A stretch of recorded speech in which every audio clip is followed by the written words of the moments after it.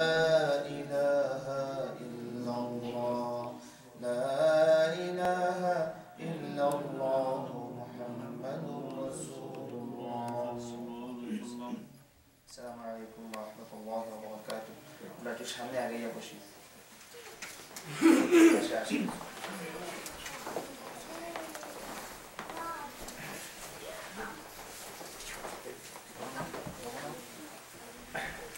আল্লাহর শুকরিয়া আদায় করছি আজকের এই দিনী মজলিসে আমাদের যারাই আমরা উপস্থিত হয়েছি আল্লাহর রহমত এবং করুণায় আমাদের তৌফিক আল্লাহ দিয়েছেন। আমরা আজকের মজলিসে এসে বসছি, আমরা শুকরিয়া আদায় করছি আলহামদুলিল্লাহ।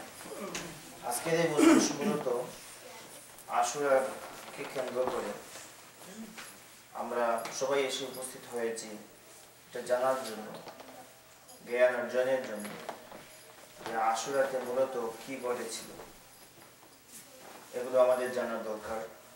অনেকেই আমরা আশুরা সম্পর্কে খুব কম জানি। আমি সংক্ষেপে কথাগুলো বলার চেষ্টা করব। প্রথমে আশুরা মূলত আমাদের একটি ভুল ধারণা আছে।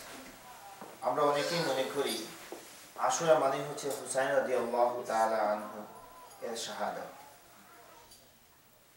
হুসাইন রাদিয়াল্লাহু তাআলা আনহু হচ্ছেন নবী করিম সাল্লাল্লাহু আলাইহি ওয়াসাল্লামের নাতি, আমরা সবাই জানি, এবং তিনি কারবালায় শহীদ হয়েছিলেন। আমাদের একটা ভুল ধারণা আছে যে আমরা মনে করি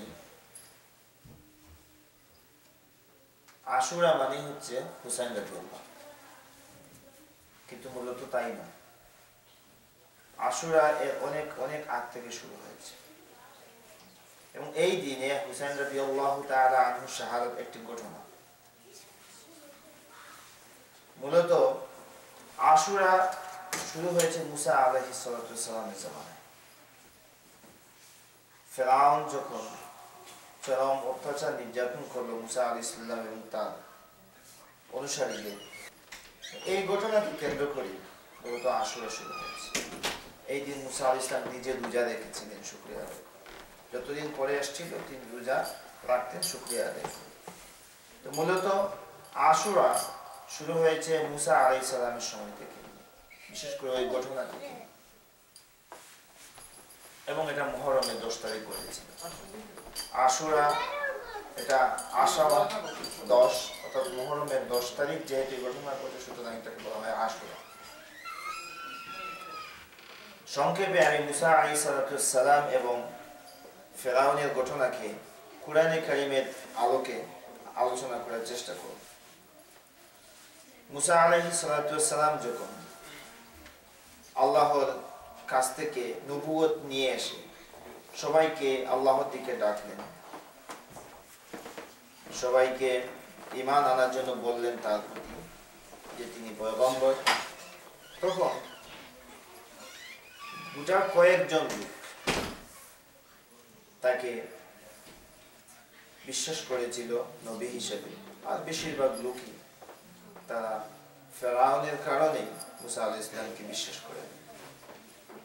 এই বিষয়টি তারা সূরা ইউনূসের মধ্যে আল্লাহ রাব্বুল আলামিন ইরশাদ করেছেন, আউযু বিল্লাহি মিনাশ শাইতানির রাজীম, বিসমিল্লাহির রহমানির রহিম, ফামা আমানা লিমূসা ইল্লা যুররিয়াতান মিন কওমিহি আলা খাউফিন من فرعون وملئهم أن يفتنهم وإن فرعون لعال في الأرض وإنه لمن المسرفين। এই আয়াতে আল্লাহ বলছেন যে মুসা আলাইহিস সালামের উপর ঈমান এনেছিল তার কওমের একটি দল, এছাড়া বেশিরভাগই ঈমান আনে নাই ফেরাউনের ভয়ে। কারণ ঈমান যদি আনা হয় ফেরাউন তাকে মেরে ফেলবে, কঠিন শাস্তি দেবে, ওই ভয়ে অনেক লোকজন মুসা আলাইহিস সালামের উপর ঈমান আনে নাই।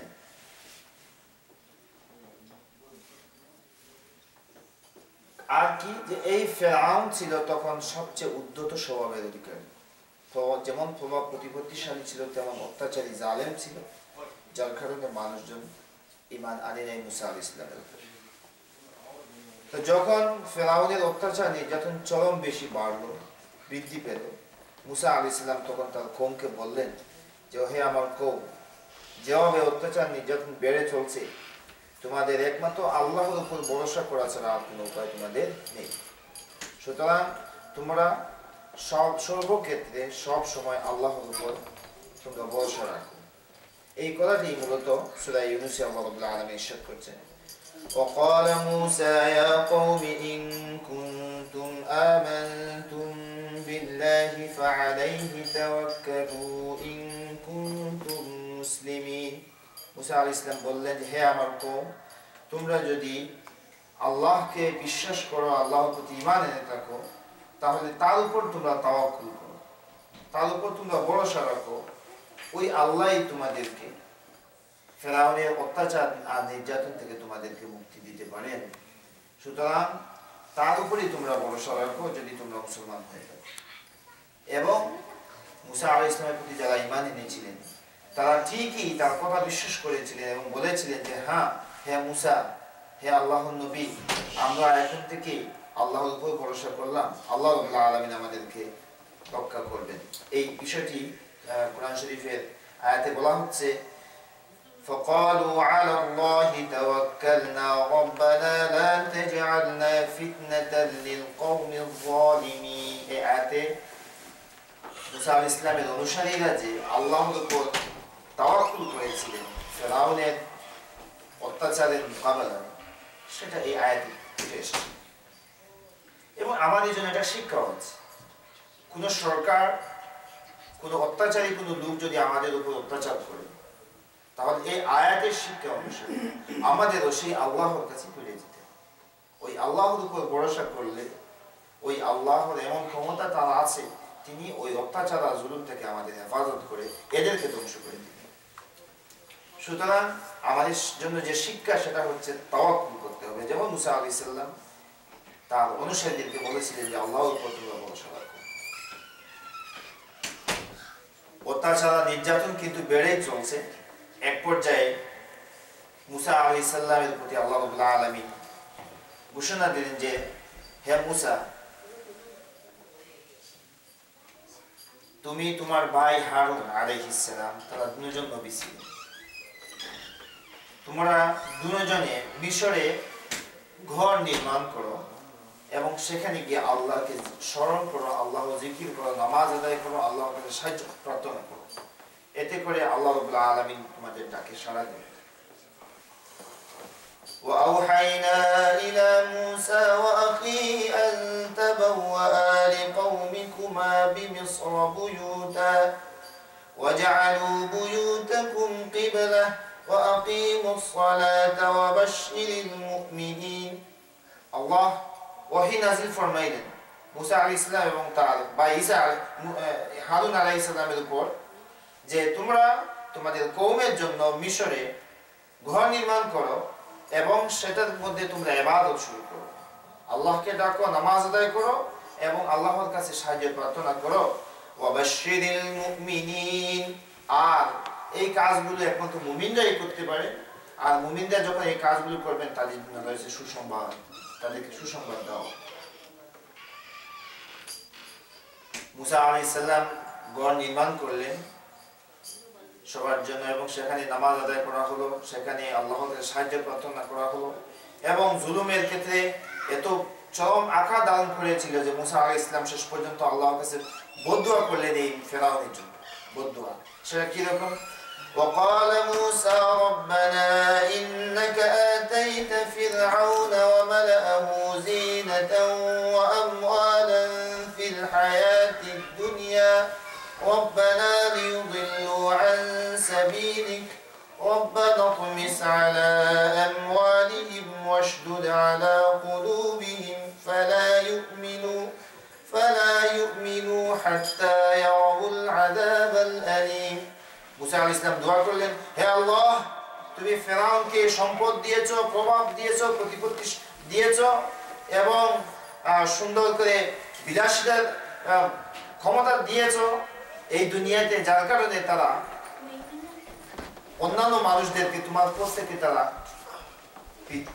বিচ্যুত করছে।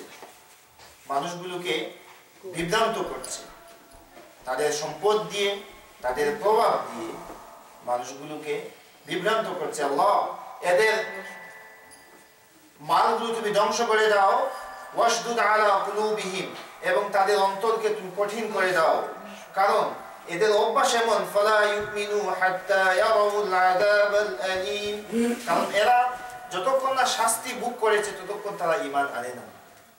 শাস্তি পাওয়ার পর তাদের খুশ হয়, তারা ঈমান আনে। সুতরাং তাদের মাল ধ্বংস করে দাও, যে মাল তোমার উপর থেকে মানুষজনকে সে বিভ্রান্ত করছে মাল প্রদর্শন করে, এবং ওই তাদের দিলের মধ্যে তুমি কাঠিন্যতা দাও, যাতে করে তারা কঠিন শাস্তি আস্বাদন করে তারা শেষ পর্যন্ত ঈমান আনতে পারে। আল্লাহ রাব্বুল আলামিনের দোয়াকে, নবীদের দোয়া কবুল হয়ে যায়, এবং মুসা আলাইহিস সালামের দোয়া আল্লাহ কবুল করলেন।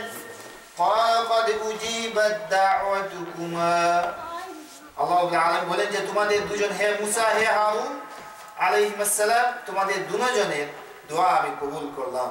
হ্যাঁ, এই ফেরাউনকে একদিন ধ্বংস করে দেব, একে তার প্রাপ্য শাস্তি আমি দান করব। এরপরে একদিন আল্লাহ রাব্বুল আলামিন ঘোষণা দিলেন, কারণ এখন ফেরাউনের শাস্তির সময় চলে এসেছে, ঘোষণা দিলেন যে হে মুসা, তুমি তোমার ওই সমস্ত লোকদেরকে নিয়ে যারা তোমার উপর ঈমান এনেছে তাদেরকে নিয়ে তুমি রাত্রিকালে এখান থেকে চলে যাও। এই জমিন আযাবে ধ্বংস হয়ে যাবে, এখানে আর তুমি এবং তোমার অনুসারীরা এখানে থাকার পরিবেশ নেই, তুমি রাত্রে চলে যাও। এবং জেনে রাখো, যখন তুমি যাত্রা শুরু করবে এখান থেকে তোমার সাথীদের নিয়ে, তখন ফেরাউন তার সাথীদের নিয়ে তোমাদের ধাওয়া করবে। এটা আল্লাহ রাব্বুল আলামিন আগেই তাদের জানিয়ে দিলেন। সেটা কিরকম? وأوحينا إلى موسى أن أسر بعبادي إنكم متبعون। আল্লাহ বলছে যে আমি ওহী নাযিল করলাম মুসা আলাইহিস সালামের উপর, যে আন আসরি বিইবাদি, আমার বান্দাদের নিয়ে তুমি রাত্রিকালে এখান থেকে বের হয়ে যাও। ইন্নাকুম মুত্তাবাউন, তবে জেনে রাখো তোমাদেরকে অবশ্যই অনুসরণ করা হবে। ফেরাউন তোমাদেরকে অনুসরণ করবে। আর ঠিকই ফারসালা ফিরআউনু ফিল মাদাইনি হাশিরিন, তখন ফেরাউন ঠিকই তার একটা অনুসন্ধান বাহিনী প্রেরণ করলো, যে দেখো এই মুসা তার বাহিনীগুলো নিয়ে কোথায় যায় দেখো। তখন তারা সেটা অনুসন্ধান করলো। ইন্নাহা উলাইলা শিরযিমাতুন কলিলুন, হ্যাঁ মুসা এবং তার বাহিনীরা অতি অল্প, এদেরকে ধ্বংস করা একদম সহজ হয়ে যাবে। এই ধরনের অনুসন্ধানের পরে রেজাল্ট, মুসা আলাইহিস মানে হাতের লাঠি দ্বারা পানিতে আঘাত করো, এতে রাস্তা বের হয়ে আসবে এবং তোমরা অতি সহজেই পার হয়ে যাবে। فأوحينا إلى موسى أن اضرب بعصاك البحر فانفلق فكان كل فرق كالطود العظيم। আমি আল্লাহ বলছেন যে আমি মুসা আলাইহিস সালামের উপর ওহী নাযিল করলাম যে তুমি তোমার লাঠি দ্বারা আঘাত করো সমুদ্রের মধ্যে, ফানফালাকা, তখন সেটা দুভাগ হয়ে গেল। ফাকানা কুল্লু ফিরকিন কাত-তাউদিল আযীম, এবং দুভাগ হয়ে যাওয়ার কারণে দুটি পার, দুটি তীর পানি, এটাকে মনে হলো যেন দুটি বিশাল বিশাল পাহাড়, দুটি বিশাল পাহাড়ের মতো দাঁড়িয়ে গেল। মধ্যখান দিয়ে রাস্তা বের হয়ে আসলো, মুসা আলাইহিস সালাম তার সাথীদের নিয়ে পার হয়ে গেলেন। যখন একদম পার হবার উপক্রম, তখন মুসা আলাইহিস সালামের এই দুশমন ফেরাউন সে আসলো এবং চিন্তা করলো যে যেহেতু এই রাস্তা আছে এবং মুসা পার হয়ে যাচ্ছেন তার বাহিনী নিয়ে, তার সাথীদের নিয়ে, সুতরাং আমরাও যেতে পারবো। তখন তার মধ্যে প্রতিশোধ নেয়ার বাসনা খুব প্রবল ছিল। কি করে মুসা এবং তার সাথীদেরকে, মুসা আলাইহিস সালাম তার সাথীদেরকে কি করে ধ্বংস করা যায়, হত্যা করা যায়, এটা তার কাছে খুব প্রবল ছিল, যার কারণে সে নিজেকে আর কন্ট্রোল করতে পারে নাই, সে রওনা দিয়ে দিল। কুরআন শরীফে আয়াতে বলা হয়েছে وجاوزنا ببني إسرائيل البحر فأتبعهم فرعون وجنوده بغيا وعدوا حتى إذا أدركه الغرق قال آمنت أنه لا إله إلا الذي آمنت به بنو إسرائيل وأنا من المسلمين। ফিরআউন যখন আল্লাহ রাব্বুল আলামিন মুসা আলাইহিস সালাম এবং তার সাথীদেরকে অপরফলে পৌঁছে দিলেন, ফিরআউন রওনা দিয়ে দিল আদওয়ান ওয়া বাগিয়ান ওয়া আদওয়া, প্রচন্ড প্রতিশোধের নেশা তার জাগ্রত হয়েছিল এবং সে রওনা দিয়ে দিল।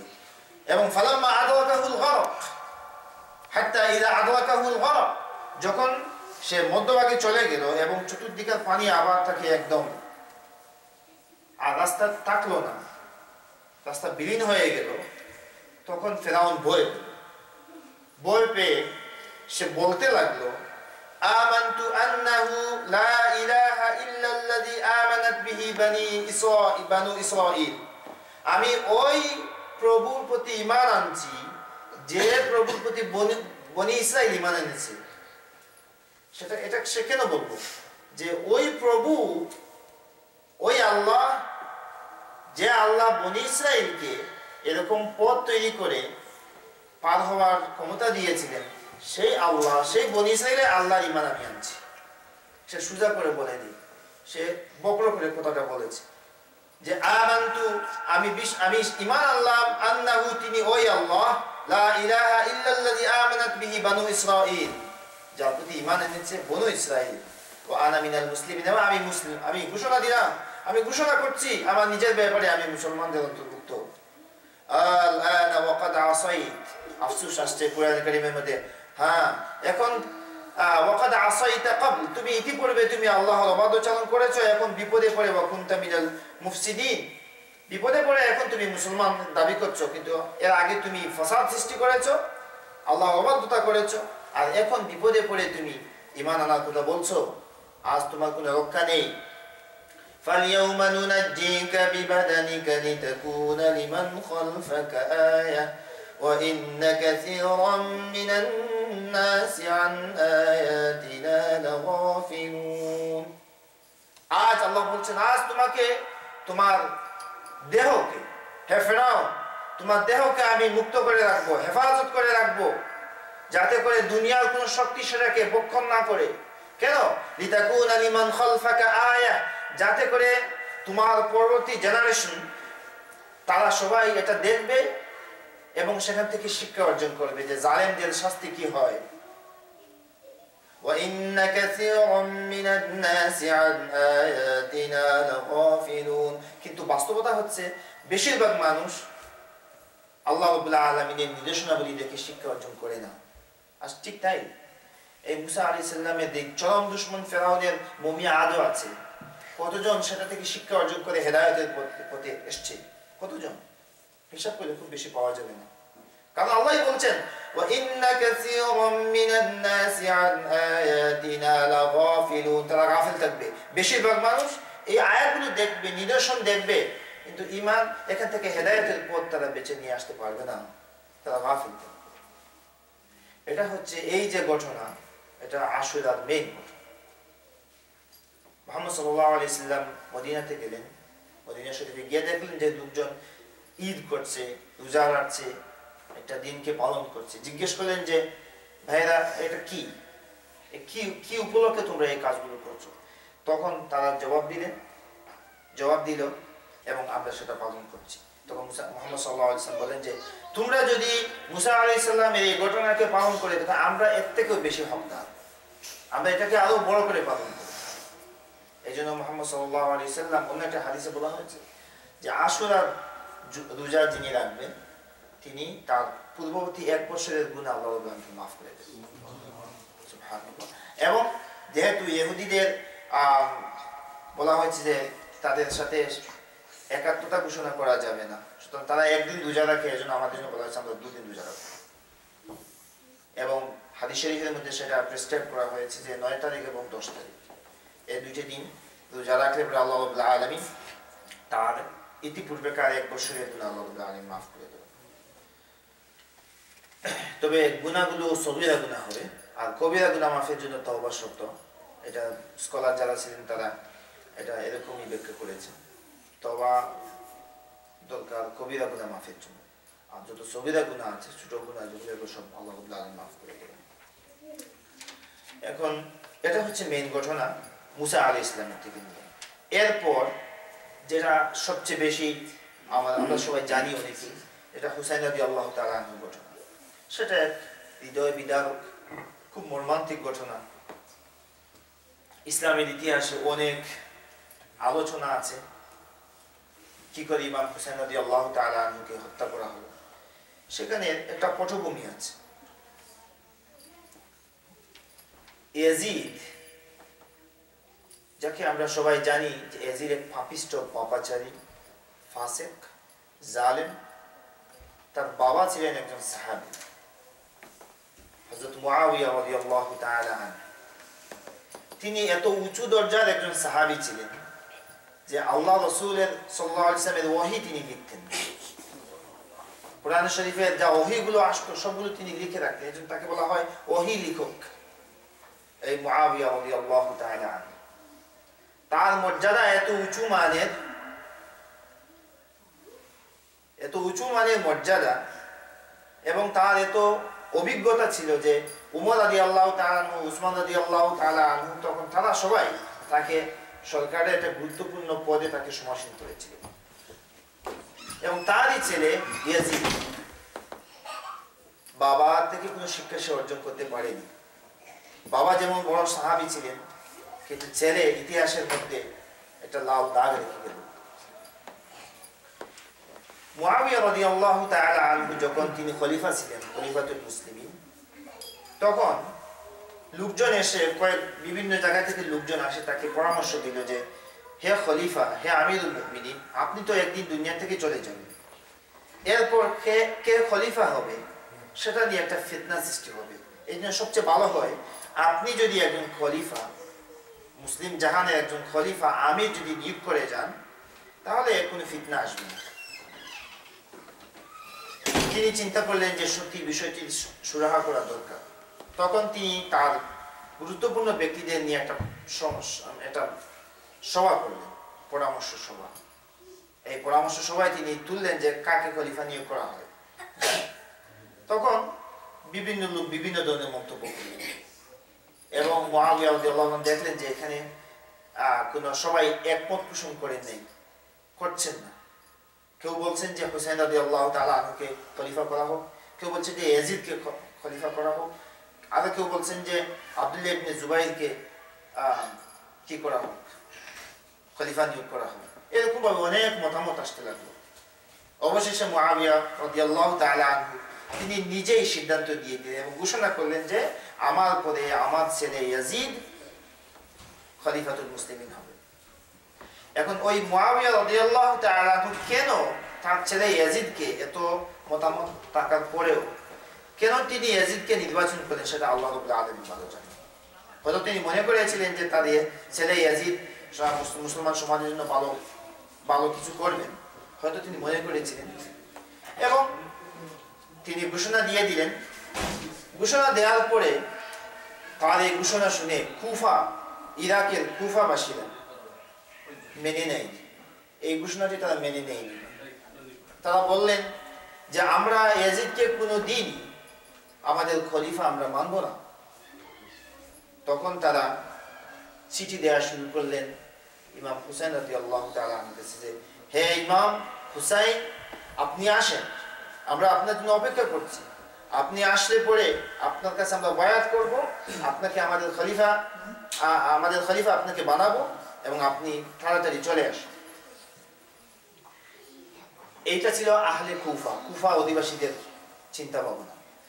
এই ঘটনা, এই সংবাদ ইমাম হুসাইন রাদিয়াল্লাহু আনহু তিনি শুনতে পেলেন যে কুফার অধিবাসীরা আমাকে খলিফা বানাতে চায়, আমার কাছে বায়াত করতে চায়। তখন কুফার কি অবস্থা সেটা জানার জন্য তিনি তার চাচাতো ভাই মুসলিম ইবনে আকিল, তার চাচাতো ভাই, ওনাকে পাঠালেন যে তুমি যাও, গিয়ে পরিস্থিতি বিচার করে আমাকে জানাও সেখানে যাওয়া যাবে কিনা। মুসলিম ইবনে আকিল কুফাতে গেলেন। যাওয়ার পরে তিনি সবকিছু দেখে তারপরে চিঠি লিখলেন ইমাম হুসাইন রাদিয়াল্লাহু আনহুর কাছে যে হে ইমাম হুসাইন, কুফাবাসীরা সত্যিকার ভাবে আপনাকে চায়, আপনি চলে আসুন, যত তাড়াতাড়ি সম্ভব চলে আসুন। হুসাইন রাদিয়াল্লাহু আনহু সিদ্ধান্ত নিয়ে নিলেন যে হ্যাঁ, যেহেতু আমার চাচাতো ভাই এই রিপোর্ট দিলেন যে কুফাবাসীরা সত্যিকারই আমাকে চায়, সুতরাং আমি যাব। তাছাড়া হাজার হাজার চিঠি এসেছিল ইমাম হুসাইনের কাছে, কুফাবাসীরা দিয়েছিল যে আপনি আসেন, আপনি আসলে পরে আমরা সবাই মিলে আপনাকে খলিফা নির্বাচন করব। এখানে একটা জিনিস বলতে হয়, ইমাম হুসাইন রাদিয়াল্লাহু তাআলা আনহু তিনি নবী মুহাম্মদ সাল্লাল্লাহু আলাইহি ওয়াসাল্লামের নাতি, আলী রাদিয়াল্লাহু তাআলা আনহুর ছেলে। তিনি খুব সরল প্রকৃতির লোক ছিলেন। তাকে বোঝানো হয়েছিল, চিঠি দিয়ে তাকে লিখে এই সংবাদ জানানো হয়েছিল যে আপনি যদি আসেন আপনার ইজ্জত রক্ষা করা হবে। হে হুসাইন, আপনার ইজ্জত আমরা রক্ষা করব, আপনার আবু আমরা রক্ষা করব, আপনাকে হেফাজত করব, আপনাকে তাজিম করব, আপনি আসেন। এবং হুসাইন রাদিয়াল্লাহু আনহু সেটাই বুঝতে পেরেছিলেন যে আহলে বায়াত, আল্লাহ রাসূল সাল্লাল্লাহু আলাইহি ইসলামের আহলে বায়াতকে সম্মান করা হবে আমি যদি যাই, সুতরাং এটাই আমার কাছে বলুন। তিনি যখন সিদ্ধান্ত দিলেন যে তিনি কুফাতে যাবেন, তখন ওই সময় আল্লাহ রাসূলের অনেক সাহাবায়ে কেরাম ওই সময় ছিলেন। তারা বিভিন্ন সাহাবায়ে কেরাম এসে তাকে বললেন যে দেখেন ইমাম হুসাইন ভাই আপনি যাবেন, কারণ কুফাবাসীরা তেমন ভালো লোক না। এই কারা কারা? এর মধ্যে একজন ছিলেন আব্দুল্লাহ ইবনে আব্বাস রাদিয়াল্লাহু আনহুমা, তিনি মুফাসসির, রাইসুল মুফাসসিরিন, কোরআন শরীফের তাফসীর কারকদের মধ্যে প্রধান। উনি আসলেন, উনি এসে বললেন যে হে হুসাইন ভাই আপনি যাবেন না, কারণ আমি মনে করছি না আপনার এই সফর নিরাপদ হবে। কারণ এই সফর যদি আপনি শুরু করেন, তা আপনি এটা নিরাপদ সফরের জন্য যাত্রা শুরু করলেন না, আপনি রক্তপাতের দিকে যাত্রা শুরু করলেন, আপনি ফিতনার দিকে যাত্রা শুরু করলেন।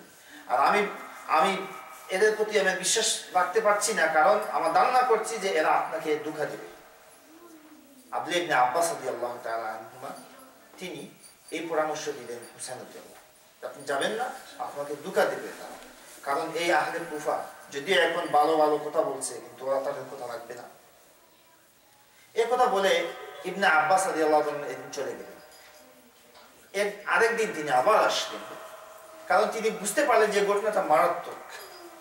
এসে বলেন যে ভাই হুসাইন, আপনাকে আগেই বলেছি যে আপনি যাবেন না কুফাতে, আজও বলছি আপনি যাবেন না, তার পরিবর্তে আপনি ইয়ামান দেশে চলে যান। কারণ ইয়ামান দেশে অনেক লোকজন আছেন, আপনার আব্বাজান আলী রাদিয়াল্লাহু তাআলা আনহুকে তারা খুব শ্রদ্ধা করেন, খুব সম্মান করেন। আপনি যদি সেখানে যান, আপনার ইজ্জত, আপনার তাজিম সেখানে তারা করবে, আপনি বরং ইয়ামানে চলে যান। তখন হুসাইন রাদিয়াল্লাহু আনহু জবাব দিলেন যে ভাই দেখেন, আপনি আমার জন্য ভালো উপদেশ দিচ্ছেন সেটা আমি বিশ্বাস করি, কিন্তু আমি সিদ্ধান্ত নিয়ে নিয়েছি আমি কুফাতেই যাব। তখন ইবনে আব্বাস রাদিয়াল্লাহু আনহু বললেন যে দেখেন সেটা সিদ্ধান্ত আপনার ব্যাপার, কিন্তু আমি আপনাকে পরামর্শ দিলাম, এখন যদি আপনি যান তাহলে কমপক্ষে আপনার স্ত্রী, পুত্র, পরিজন, আপনার পরিবারকে এখানে রেখে যান, আপনি তাদেরকে নিয়ে কুফাতে যাবেন না। কারণ আমি প্রকাশ্য দেখছি যে আপনি যদি তাদেরকে নিয়ে যান, তাদের সামনে আপনাকে হত্যা করা হবে, যেমন ভাবে উসমান রাদিয়াল্লাহু তাআলা আনহুকে তার পরিবারের সামনে হত্যা করা হয়েছিল, ঠিক এরকম ভাবে আপনার পরিবার পরিজনের সামনে আপনাকে হত্যা করা হবে। সুতরাং আপনার যদি একান্তই যেতে হয়, আপনি একা যান, তাদেরকে নিয়ে যাবেন।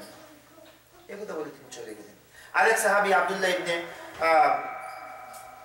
আবু সাঈদ খুদরি রাদিয়াল্লাহু তাআলা, তিনি একই কথা বললেন যে ভাই আপনি যাবেন না, আপনাকে না যাওয়ার পরামর্শ দিচ্ছে, কারণ এই কুফাবাসীরা এমন মানুষ, এমন লোকজন, তারা ওয়াদা করে ওয়াদা ভঙ্গ করে। আরেকজন সাহাবী এসে তাকে এটা বললেন, সুতরাং আপনার সেখানে যাওয়া উচিত নয়। আব্দুল্লাহ ইবনে জুবাইর আরেক সাহাবী, তিনি এসে নিষেধ করলেন। তিনি বললেন যে আপনি কি জানেন কোথায় যাচ্ছেন? এই কুফাবাসীরা আপনার বাবাকে হত্যা করেছে, আপনার ভাইকে হত্যা করেছে, এরপরেও কি আপনি যাবেন সেই কুফাতে? আপনার জন্য ওই সফর নিরাপদ নয়, তার থেকে আপনি মক্কা শরীফে আপনি অবস্থান করুন, সেটাই আপনার জন্য ভালো হবে। আমরা সবাই আপনার কথা মেনে চলব। আব্দুল্লাহ ইবনে উমর রাদিয়াল্লাহু তাআলা তিনিও নিষেধ করলেন, অনেক সাহাবায়ে কেরাম তাকে নিষেধ করলেন, কিন্তু হুসাইন রাদিয়াল্লাহু তাআলা সরল প্রকৃতির লোক ছিলেন। তাকে তারা এই যে হাজার হাজার চিঠি এসেছিল এবং তার রিপোর্টার যাকে তিনি পাঠিয়েছিলেন তিনি ভালো রিপোর্ট দিয়েছেন, এই জন্য তিনি সেদিকে যাওয়ার সিদ্ধান্ত নিলেন। আর ওই সাহাবায়ে কেরামদের এই পরামর্শগুলো তিনি আর তেমন কান দেন নাই। তার সৎ ভাই হুসাইন রাদিয়াল্লাহু তাআলা আনহুর সৎ ভাই মুহাম্মদ ইবনে হানাফিয়া, এই মুহাম্মদ ইবনে হানাফিয়া তিনিও হুসাইন রাদিয়াল্লাহু তাআলা আনহুকে নিষেধ করলেন যে ভাই আপনি যাবেন না, আপনার যাওয়ার প্রয়োজন নেই, আপনি এখানেই থাকেন। কিন্তু ইয়াজিদ হুসাইন রাদিয়াল্লাহু তাআলা আনহু কারো কথা শুনেন নাই, তিনি কারবালার দিকে রওনা দিলেন, কুফার দিকে রওনা দিলেন। এবং কারবালার একদম নিকটে যখন তিনি চলে গেলেন, তখন তার কাছে একটার পরে একটা সংবাদ আসতে লাগলো। এক সংবাদ আসলো, তার চাচাতো ভাই মুসলিম ইবনে আকিল তাকে হত্যা করা হয়েছে। যে রিপোর্টটা তিনি পাঠিয়েছিলেন তাকে হত্যা করা হয়েছে।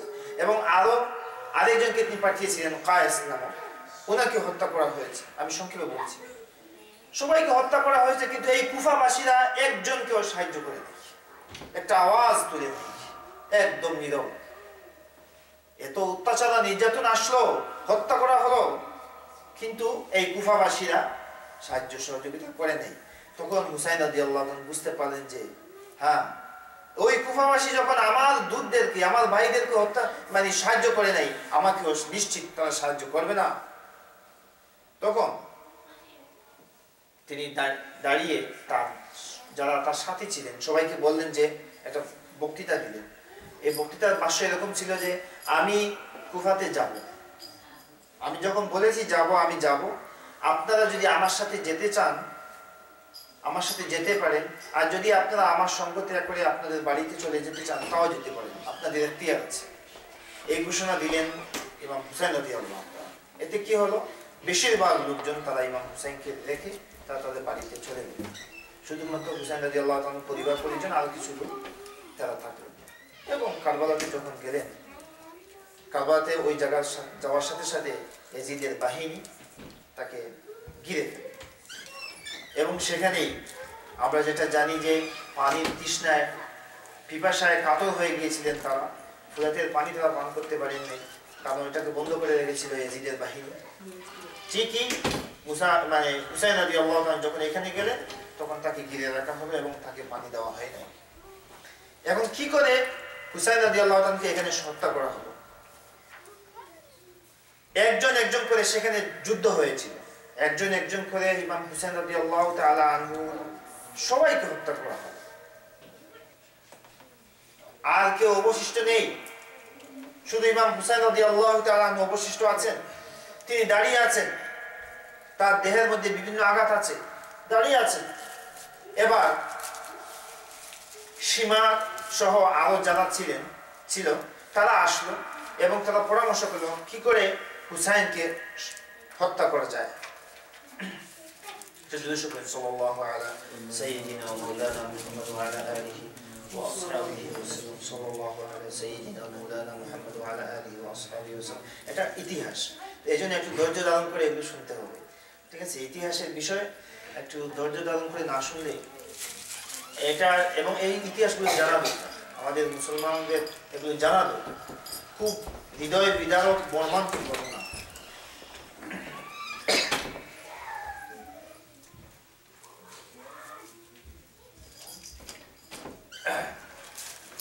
ইমাম হুসাইন রাদিয়াল্লাহু তাআলা একা দাঁড়িয়ে আছেন, সবাইকে হত্যা করা হয়েছে। এবার মালিক বিন বাশির, ইয়াজিদের এক সৈন্য, সে সাহস করে এসে পেছন দিক থেকে বা সামনের দিকে যে দিক দিয়ে হোক আসে, তার ইমাম হুসাইন রাদিয়াল্লাহু মাথায় আঘাত করে। মাথায় আঘাত করার সাথে সাথে ইমাম হুসাইন তিনি পাগড়ি পরতেন। মাথায় আঘাত পড়ার সাথে সাথে সেখান থেকে ফিনকি দিয়ে রক্ত বেরিয়ে আসে এবং ওই রক্ত তার চাদর, সম্পূর্ণ চাদর রক্তে ভিজে গেল। তিনি তার চাদর খুলে ফেলে দিলেন এবং তার মাথা যে পাগড়ি সেটা খুলে সেটা দিয়ে তিনি তার দেহ তিনি আবৃত করলেন। পিপাসার চরম আকার তা ধারণ করল এবং তিনি জোর করে হলেও তিনি ইচ্ছে করলেন যে ফুরাতের একটু পানি তিনি পান করবেন। এবং অবশেষে অনেককে হত্যা করে তিনি ফুরাতের কাছে একদম চলে গেলেন। সেখানে যেই মুহূর্তে তিনি পানি তুলতে যাবেন, ওই সময় হুসাইন বিন তামিম, আরেক হুসাইন, এক হুসাইন জান্নাতি, আরেক হুসাইন জাহান্নামী, ওই হুসাইন বিন তামিম সে দূর থেকে ইমাম হুসাইন রাদিয়াল্লাহু তাআলার মাথা লক্ষ্য করে তীর নিক্ষেপ করল এবং ওই তীর ইমাম হুসাইন রাদিয়াল্লাহু তাআলার মাথার তালু দিয়ে প্রবেশ করল। সাথে সাথে ইমাম হুসাইন রাদিয়াল্লাহু তাআলা ওই তীর খুব জোর করে সেটা বের করলেন তার তালু থেকে এবং রক্ত ফিনকি দিয়ে আবার শুরু করলো, মানে রক্তের প্রবাহ শুরু হলো। এবং ইমাম হুসাইন রাদিয়াল্লাহু তাআলা আনহু ওই রক্ত তার দু হাতের অঞ্জলি ধরলেন। তারপরে তিনি এটা এরকম হাত তুলে আল্লাহর কাছে দোয়া করলেন যে হে আল্লাহ, আমার এই রক্ত যে ঝরালো, আল্লাহ তুমি তার ফয়সালা তুমি করো। আর যে মুহূর্তে এই দোয়া করলেন, এই হুসাইন বিন তামিম সাথে সাথে ওইদিকে ছটফট করে সাথে সাথে মারা গেল। ওই হুসাইন বিন তামিম যে তীর নিক্ষেপ করেছিল, ওই দোয়ার সাথে সাথে সে ওইখানে ছটফট করে মারা গিয়েছিল। এরপরে ইমাম হুসাইন তিনি মাটিতে পড়ে যান নাই, এরপরে তিনি দাঁড়িয়ে আছেন। ওই সময় সীমার 10 জন লোক নিয়ে তাকে ঘিরে ফেললো চতুর্দিক থেকে, এবং একজন একজনকে বলে তুমি যাও হুসাইনকে হত্যা করে আসো। একজন একজন করে বলে, কিন্তু কেউই যেতে সাহস পায় না। সবাই জানে এই রক্তের মধ্যে নবী পাক রাসূল পাক সাল্লাল্লাহু আলাইহি ওয়াসাল্লামের রক্ত বিরাজমান, কি করে আমি হত্যা করি। তারা এসছে ইয়াজিদের বাহিনী যুক্ত হয়ে, কিন্তু তারা সরাসরি গিয়ে হত্যা করবে সেটা তারা সাহস পাচ্ছে না। এক পর্যায়ে সীমা তাদের উদ্বুদ্ধ করলো, বিভিন্ন কথা বলে উদ্বুদ্ধ করলো। শেষ পর্যন্ত আরো কয়েকজন লোক নিয়ে আসলো। 10 জনে সাহস পাচ্ছে না, আরো কয়েকজন লোক নিয়ে আসলো। তারপরে সীমা অর্ডার দিল যে একসাথে গিয়ে আক্রমণ করার জন্য, এবং সীমারের আদেশ পেয়ে সবাই একসাথে গিয়ে আক্রমণ করলো। ওই সময় যারা ইবনে সুরাইক নামক এক লোক, সে ইমাম হুসাইন রাদিয়াল্লাহু তাআলা বাম কাঁধের মধ্যে তরবারি দিয়ে আঘাত করলো। আর সিনান বিন আবু আমর সে আল্লাহ রাসূলের নাতি হুসাইন রাদিয়াল্লাহু তাআলার মাথায় আঘাত করলো, এবং এই আঘাত এত বেশি মারাত্মক ছিল যে হুসাইন রাদিয়াল্লাহু আর তিনি দাঁড়াতে পারলেন না, মানে মাটিতে পড়ে গেলেন। মাটিতে পড়ে যাওয়ার পরে তিনি সংজ্ঞাহীন হয়ে গেছেন, এবং তার ইন্তেকাল হয়, এই সময় শাহাদাত হয়ে গেছে। তখন এই সিনান বিন আবু আমর যে একদম শেষে আঘাত করেছিল, সে ধীরে ধীরে এসে ইমাম হুসাইনের মাথাকে তার শরীর থেকে আলগা করে নিয়ে গেল। এই মর্মান্তিক শাহাদাত ইমাম হুসাইনের ঘটেছিল এরকম। এরপরে মুহাফফাজ ইবনে সালাবা আরেকটা লোক, সে ওই মাথাকে নিয়ে ইয়াজিদের দরবারে চলে গেল, গিয়ে বলল যে হে ইয়াজিদ, যে হুসাইনের সাথে আপনার প্রতিদ্বন্দ্বিতা ছিল, যে হুসাইনের সাথে আপনার মোকাবেলা ছিল, সে হুসাইনের মাথা আপনার সম্মুখে হাজির করল। তখন ইয়াজিদ কি করলো, ইয়াজিদ ইবনে মুআবিয়া তার সামনের আল্লাহ রাসূল সাল্লাল্লাহু আলাইহি ওয়াসাল্লামের নাতি হুসাইনের মাথা মুবারক সামনে সে একটা রডের টুকরো দিল। রডের টুকরো নিয়ে সেখানে যে সে খুঁচা দেওয়া শুরু করল, চেহারা মুবারকের মধ্যে খুঁচা দেওয়া শুরু করলো, এবং এক পর্যায়ে ইমাম হুসাইনের দাঁত দেখা গিয়েছে। ওই সময় আরেকজন লোক এই ইয়াজিদের পাশে দাঁড়ানো ছিল, সে এটা সহ্য করতে পারেনি। বলে যে ওহে, তুমি কি করছো? তুমি জানো এই রডের টুকরো দিয়ে তুমি কার মাথার মধ্যে, চেহারার মধ্যে তুমি আঘাত করছো? তুমি কি জানো সে কে? সে নবী পাক রাসূল আকরাম সাল্লাল্লাহু আলাইহি ওয়াসাল্লামের নাতি, যাকে নবী করিম সাল্লাল্লাহু আলাইহি ওয়াসাল্লাম কত চুম্বন দিয়েছিলেন, কত আদর করেছিলেন, কত মায়া করেছিলেন। আজ তুমি রডের টুকরো দিয়ে তার চেহারার মধ্যে তুমি কুচো দিচ্ছ। তুমি কি জানো তুমি যে জায়গায়, যে স্থানে তুমি রডের টুকরো লাগাচ্ছ, সেখানে তুমি রডের টুকরো লাগাচ্ছ, আর নবী পাক সাল্লাল্লাহু আলাইহি ওয়াসাল্লাম সেখানে তার ঠোঁট লাগিয়েছিলেন, আর সেখানে তুমি তাকে অপমান করছো রড দিয়ে। এরপরে এই লোকটি, এগুলো তারিখে দিমাশক একটা কিতাব রয়েছে, আর একটা আছে আল ইকমাল ইবনে মাকুলা, এই কিতাবগুলোর মধ্যে এই ঘটনাগুলো উল্লেখ রয়েছে।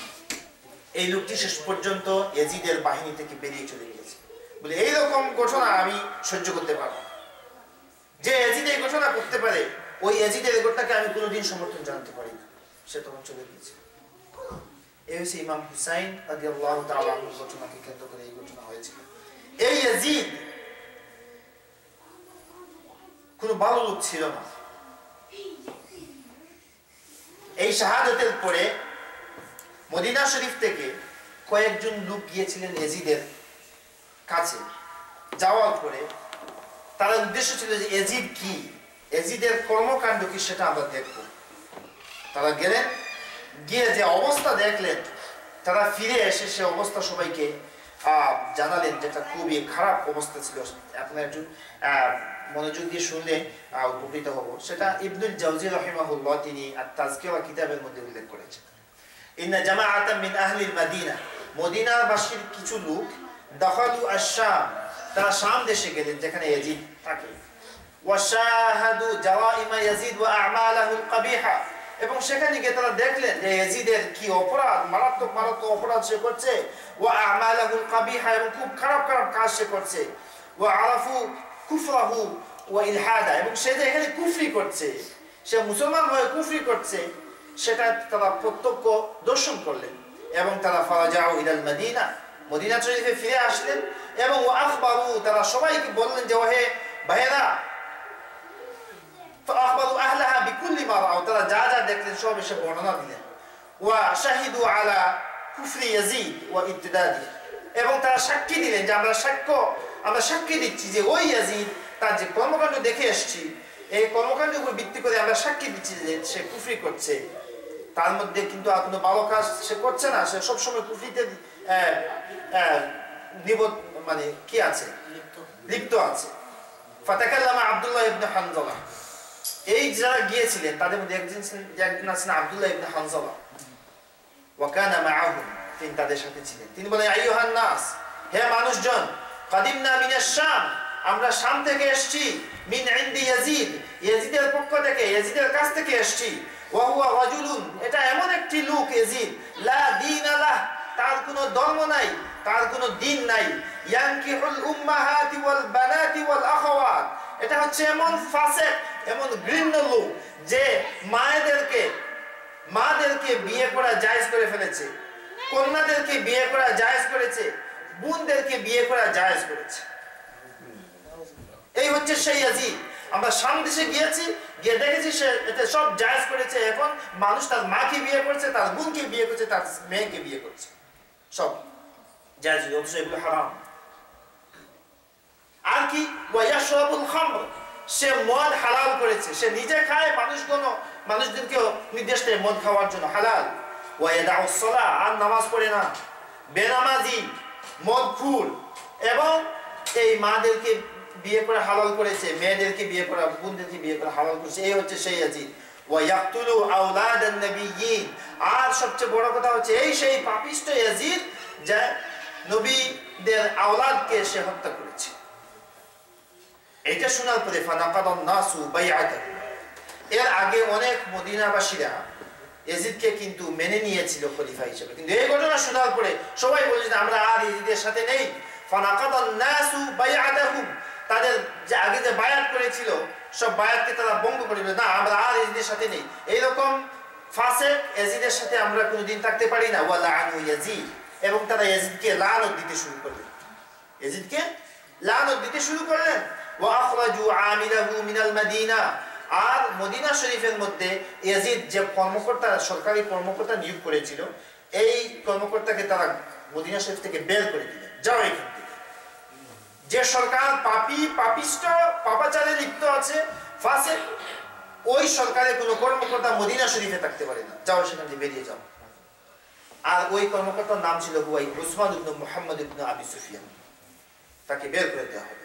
ফালাম্মা ওয়াসালাল খাবার ইলা ইয়াজিদ ফি শাম, এরপরে এই খবরটা ইয়াজিদের কাছে গিয়ে পৌঁছলো শাম দেশে, যে তোমার এক কর্মকর্তা মদিনা শরীফে ছিল, তাকে বের করে দেওয়া হয়েছে এবং তোমার উপর লানত করা হচ্ছে, এবং তোমার প্রতি যারা বায়াত করেছিল সবাই তাদের বায়াত উজ্জ্বল করে নিয়েছে, এখন তারা তোমাকে মানে না।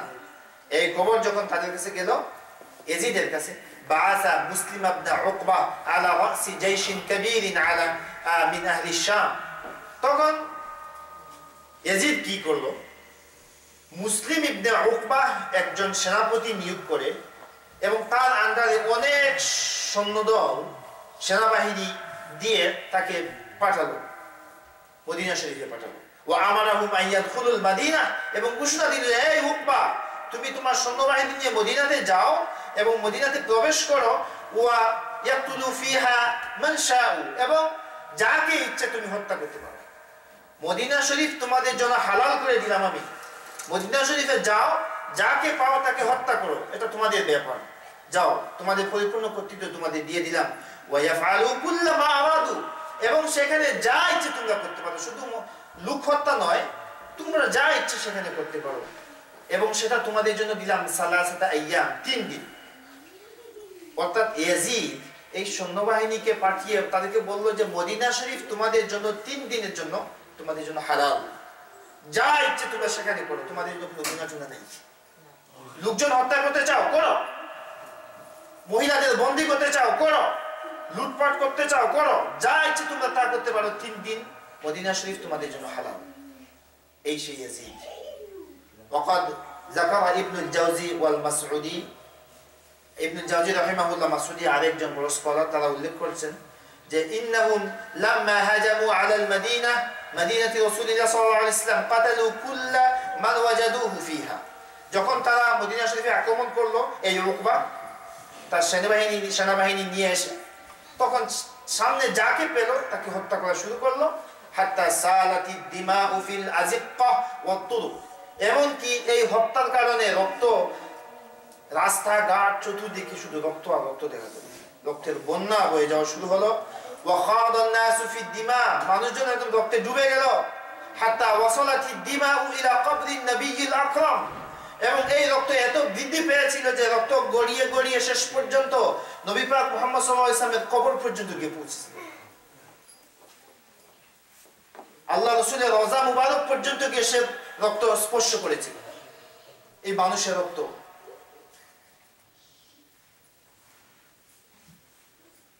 ওয়ামতালাআতি রাওদাতুল মুকাদ্দাসাতু ওয়াল মাসজিদুল বিদ্দাম, এবং মসজিদ এবং আল্লাহ রাসূলের রওজা মুবারক রক্তে রঞ্জিত হয়ে গিয়েছিল। এই কাজটা কে করেছিল? এই ইয়াজিদ। এই ইয়াজিদ অর্ডার দিয়েছিল তার উকবাকে, যাও তোমার যা ইচ্ছে তুমি মদিনা শরীফে গিয়ে করো। মদিনা শরীফের প্রতি এত বড় অসম্মান, যেখানে আল্লাহ রাসূল নিজে শুয়ে আছেন, সেই শহরকে এত বড় অসম্মান করেছে এই ইয়াজিদ। এবং ওয়াসুমিয়া তিলকাল ওয়াকিআ আল হাররা, এবং এই ঘটনাকে হাররা নামে বলা হয়ে থাকে হিস্ট্রির মধ্যে। এখানে কি ঘটেছিল? ওয়াকানা দাহিয়াতুহা 10,000 মিন আম্মাতিল মুসলিমিন, এই যেটা হত্যা করেছিল 10,000 সাধারণ মুসলমানকে নিহত করা হয়েছিল, 10,000। এবং আল্লাহ রাসূলের সাহাবাদের মধ্য থেকে 1700 সাহাবাকে হত্যা করা হয়েছিল। 1700 সাহাবীকে হত্যা করা হয়েছিল, 10,000 সাধারণ মুসলমানকে হত্যা করা হয়েছিল, এবং 1000 জারদ সন্তান জন্ম নিয়েছিল। সবকিছুর মধ্যে ওই ইয়াজিদ কাজ করেছে। এই উকবা একে নির্দেশ দিয়েছে, তোমার 3 দিনের জন্য মদিনা হালাল, যাও যা ইচ্ছে করো। এই ইয়াজিদ, যে ইয়াজিদ ইমাম হুসাইনকে হত্যা করার জন্য তার বাহিনী পাঠিয়েছিল, যদি সে নিজে হত্যা করেনি।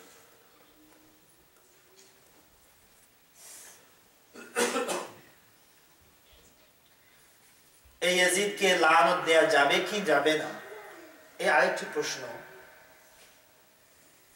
এত পাপাচার আর এত নির্যাতন যে করেছে, যে ফাসেক, একে আমরা লানত দিতে পারবো কি?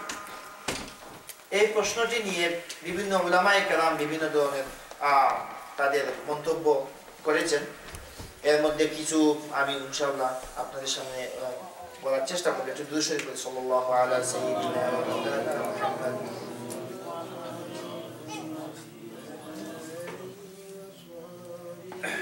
صلى الله على سيدنا ومولانا محمد وعلى آله وأصحابه وسلم.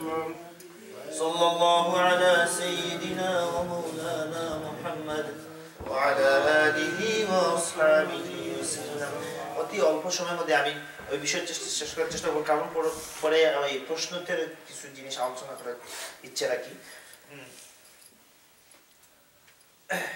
আল্লামা বারজানজি রাহিমাহুল্লাহ, আল্লামা হাইসামি রাহিমাহুল্লাহ, ইমাম আহমদ ইবনে হাম্বল রাহিমাহুল্লাহ, বড় বড় আলেম, তাদের কাছে জিজ্ঞেস করা হয়েছিল যে ইয়াজিদকে লানত দেয়া যাবে কি? তখন তারা বললেন যে ইয়াজিদকে লানত দেয়া কেন যাবে না, যেখানে আল্লাহ এই ধরনের লোকদের উপর লানত করে, সেখানে কেন লানত দেয়া যাবে না? তখন কোরআন শরীফের একটি আয়াত তেলাওয়াত করেছিলেন, ফাহাল আসাইতুম ইন তাওয়াল্লাইতুম আন তুফসিদু ফিল আরদি ওয়া তাকাত্তাউ আরহামাকুম উলাইকাল্লাযীনা লা'আনাহুমুল্লাহ, সূরা মুহাম্মাদের মধ্যে উল্লেখ করা হয়েছে যে যদি তোমাদেরকে শাসনভার দেয়া হয় তাহলে কি হয়, তোমরা জমিনের মধ্যে ফাসাদ সৃষ্টি করো আর আত্মীয়তার সম্পর্ক বিচ্ছিন্ন করো। তো এই কাজগুলো যারা করে এদের উপর আল্লাহ রাব্বুল আলামিন নিজে লানত করেন। শাসনভার দেয়া হলে যারা ফাসাদ সৃষ্টি করে এবং আত্মীয়তার সম্পর্ক ছিন্ন করে দেয়, এদের উপর আল্লাহ নিজে লানত করছে। এবং এই স্কলাররা, এই আলেমরা তারা বলছেন যে আয়াতে আল্লাহ রাব্বুল আলামিন নিজে লানত দিচ্ছেন। সুতরাং এই ইয়াজিদ শাসনভার পাওয়ার পরে যেরকম ভাবে ফাসাদ সৃষ্টি করেছে, যেরকম ভাবে রক্তপাত করেছে, আত্মীয়তার সম্পর্ককে একদম তছনছ করে ফেলেছে, ওই ইয়াজিদের উপর কেন লানত করা যাবে না? তারা জোর করে দিয়ে বলছেন যে তাকে লানত, ইয়াজিদের উপর লানত করা জায়েজ। এমনকি মদিনা, একটু আগে বললাম যে মদিনাবাসীরা এই ঘটনাগুলো শোনার পরে তারা লানত দিয়েছে। যে তার মাকে বিয়ে করা হালাল করেছে, বোনকে বিয়ে করা হালাল করেছে আর কন্যাকে বিয়ে করে হালাল করেছে, এটাকে লানত দেওয়া যাবে না। কাকে লানত দেওয়া হবে? আল্লামা তাফতাজানি রাহিমাহুল্লাহ তিনি বলছেন, লা আশুক্কু ফি ইসলামিহি বাল ফি ঈমানিহি ফালানাতুল্লাহি আলাইহি ওয়া আলা আনসারিহি ওয়া আ'ওয়ানিহি। বলছে আমি তার ইসলাম গ্রহণের ব্যাপারে, সে যে ইসলাম গ্রহণ করেছে এই ব্যাপারে আমার কোনো সন্দেহ নেই, কিন্তু তার ঈমান আছে কিনা এই ব্যাপারে আমার সন্দেহ আছে। সুতরাং আল্লাহ লানত তার উপর পড়ুক, তাকে যারা সাহায্য করে তার সাথীবর্গ সবার উপর আল্লাহ লানত করুক। আল্লামা তাফতাজানি রাহিমাহুল্লাহ তিনি এই কথা উল্লেখ করেছেন। এরপর ইবনুল জাওজি রাহিমাহুল্লাহ তাকে জিজ্ঞেস করা হয়েছিল যে ইয়াজিদ এবং মুআবিয়া দুজনকে কি লানত দেয়া যাবে কিনা। তখন তিনি বলেন যে মুআবিয়া রাদিয়াল্লাহু তাআলা আনহু তিনি একজন সাহাবী এবং সাহাবাদের ব্যাপারে কথা বলার সময় জিহ্বাকে সাবধান করতে হবে, তাদের ব্যাপারে কথা বলার সময় সাবধান থাকতে হবে। তিনি বললেন যে আল্লাহ রাসূল তিনি এক হাদিস পড়লেন যে قال رسول الله صلى الله عليه وسلم من دخل دار ابي سفيان فهو آمن وعلمنا ان اباه دخلها فصار آمنا والابن لم يدخلها। তিনি বললেন যে আল্লাহ রাসূল সাল্লাল্লাহু আলাইহি ওয়াসাল্লাম বলেছিলেন যে আবু সুফিয়ানের ঘরে প্রবেশ করবে সে নিরাপদ, তাকে কেউ আক্রমণ করতে পারবে না। আর তিনি বলছেন যে আমি জানি বা আমরা জানি যে আবু সুফিয়ানের ঘরে মুআবিয়া তিনি প্রবেশ করতে পেরেছিলেন, সুতরাং তার ব্যাপারে আমরা কোনো কথা বলতে পারি না। আর আল্লাহ রাসূল নিজে মুআবিয়া রাদিয়াল্লাহু তাআলা আনহুকে নিরাপদ ঘোষণা করে দিয়েছেন। তিনি বলছেন যে যারাই আবু সুফিয়ানের ঘরে, এটা মক্কা বিজয়ের সময় ঘটনা, যে যারাই আবু সুফিয়ানের ঘরে প্রবেশ করবে তারা নিরাপদ, তাদের ব্যাপারে কেউ কোনো আক্রমণ করতে পারবে না। তবে হ্যাঁ, ওই এই ইয়াজিদ এটা তো প্রবেশ করে নেই ওই সময়, সুতরাং এই ব্যাপারে সে নিরাপদ নয়, অর্থাৎ তার ব্যাপারে বিভিন্ন আক্রমণ করা যেতে পারে, কিন্তু মুআবিয়া রাদিয়াল্লাহু তাআলা আনহুর ক্ষেত্রে কোনো ধরনের আক্রমণ করা যেতে পারে না। একটা প্রশ্ন আছে যে কেন তিনি তার ছেলেকে খলিফা নিয়োগ করলেন। এটাকে আমরা আহলে সুন্নাতুল জামাতের স্কলাররা বলেছেন যে এটা তার একটা ইজতিহাদি একটা গলত। এটা তিনি ইজতিহাদ করতে তিনি মনে করেছিলেন হয়তো ভালো হবে, কিন্তু পরবর্তীতে সেটা হয় নাই। সেটা এর কারণে আমরা তাকে দোষ দিই না, আমরা বলি যে এটা ইজতিহাদি গলত। সেটা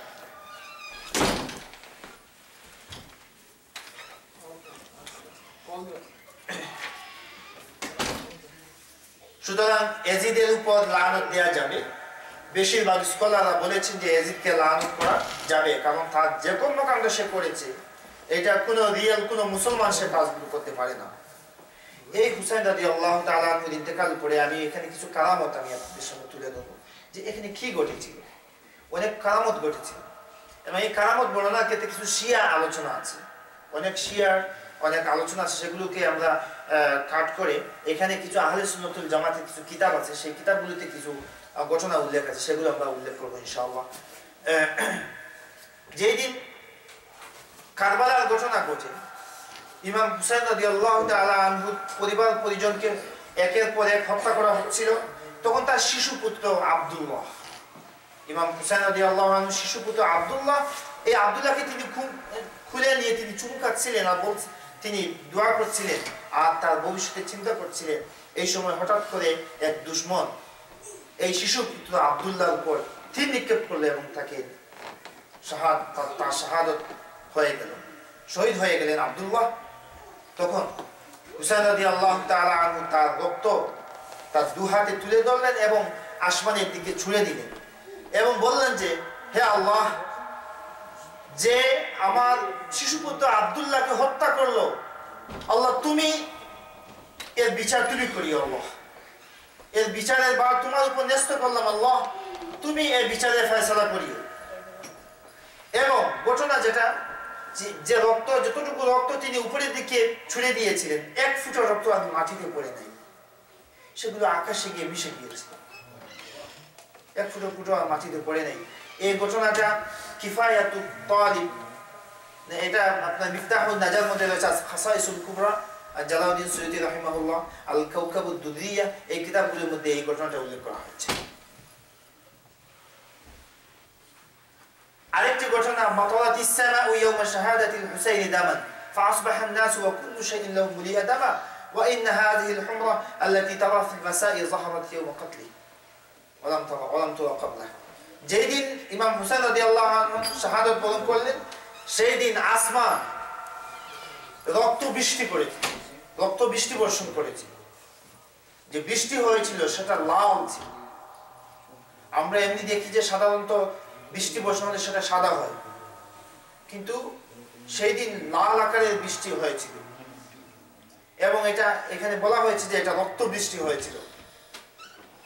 এরপরে আরেকটি ঘটনা, মা রুফিআ হাজারুন মিনাদ দুনিয়া ইয়াওমা শাহাদাতিল হুসাইন ইল্লা ওয়া তাহতাহু দামুন আবিদ।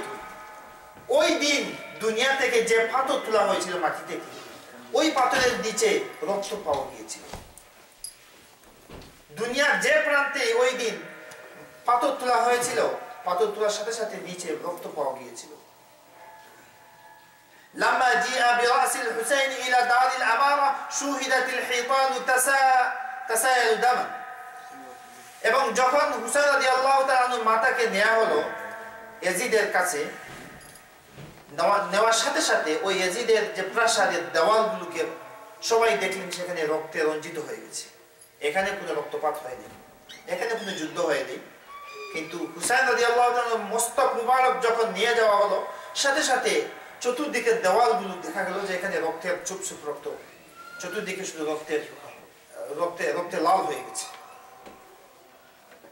হিনা কুতিলাল হুসাইন ইহমারাতিস সামা ওয়া মাকাসাত আইয়ামান মিসলাল আলাকা। এবং যেদিন হুসাইন রাদিয়াল্লাহু তাআলাকে হত্যা করা হয়েছিল, লাল আকার ধারণ করেছিল আসমান, ওয়া মাকাসাত আইয়ামান মিসলাল আলাকা, এবং কয়েকদিন যাবত, অন্য হাদিসের মধ্যে অন্য জায়গায় রয়েছে 3 দিন পর্যন্ত আসমান লাল আকার ধারণ করেছিল। যেদিন হুসাইন রাদিয়াল্লাহু তাআলা আনহু শাহাদাত বরণ করেন, ওই দিন রোম দেশের সম্রাট সে আসমানের দিকে তাকিয়ে অবাক হয়ে গেল যে সারা জীবন আসমানের একই কালার দেখলাম, আর হঠাৎ করে আজকে কেন এই অবস্থা।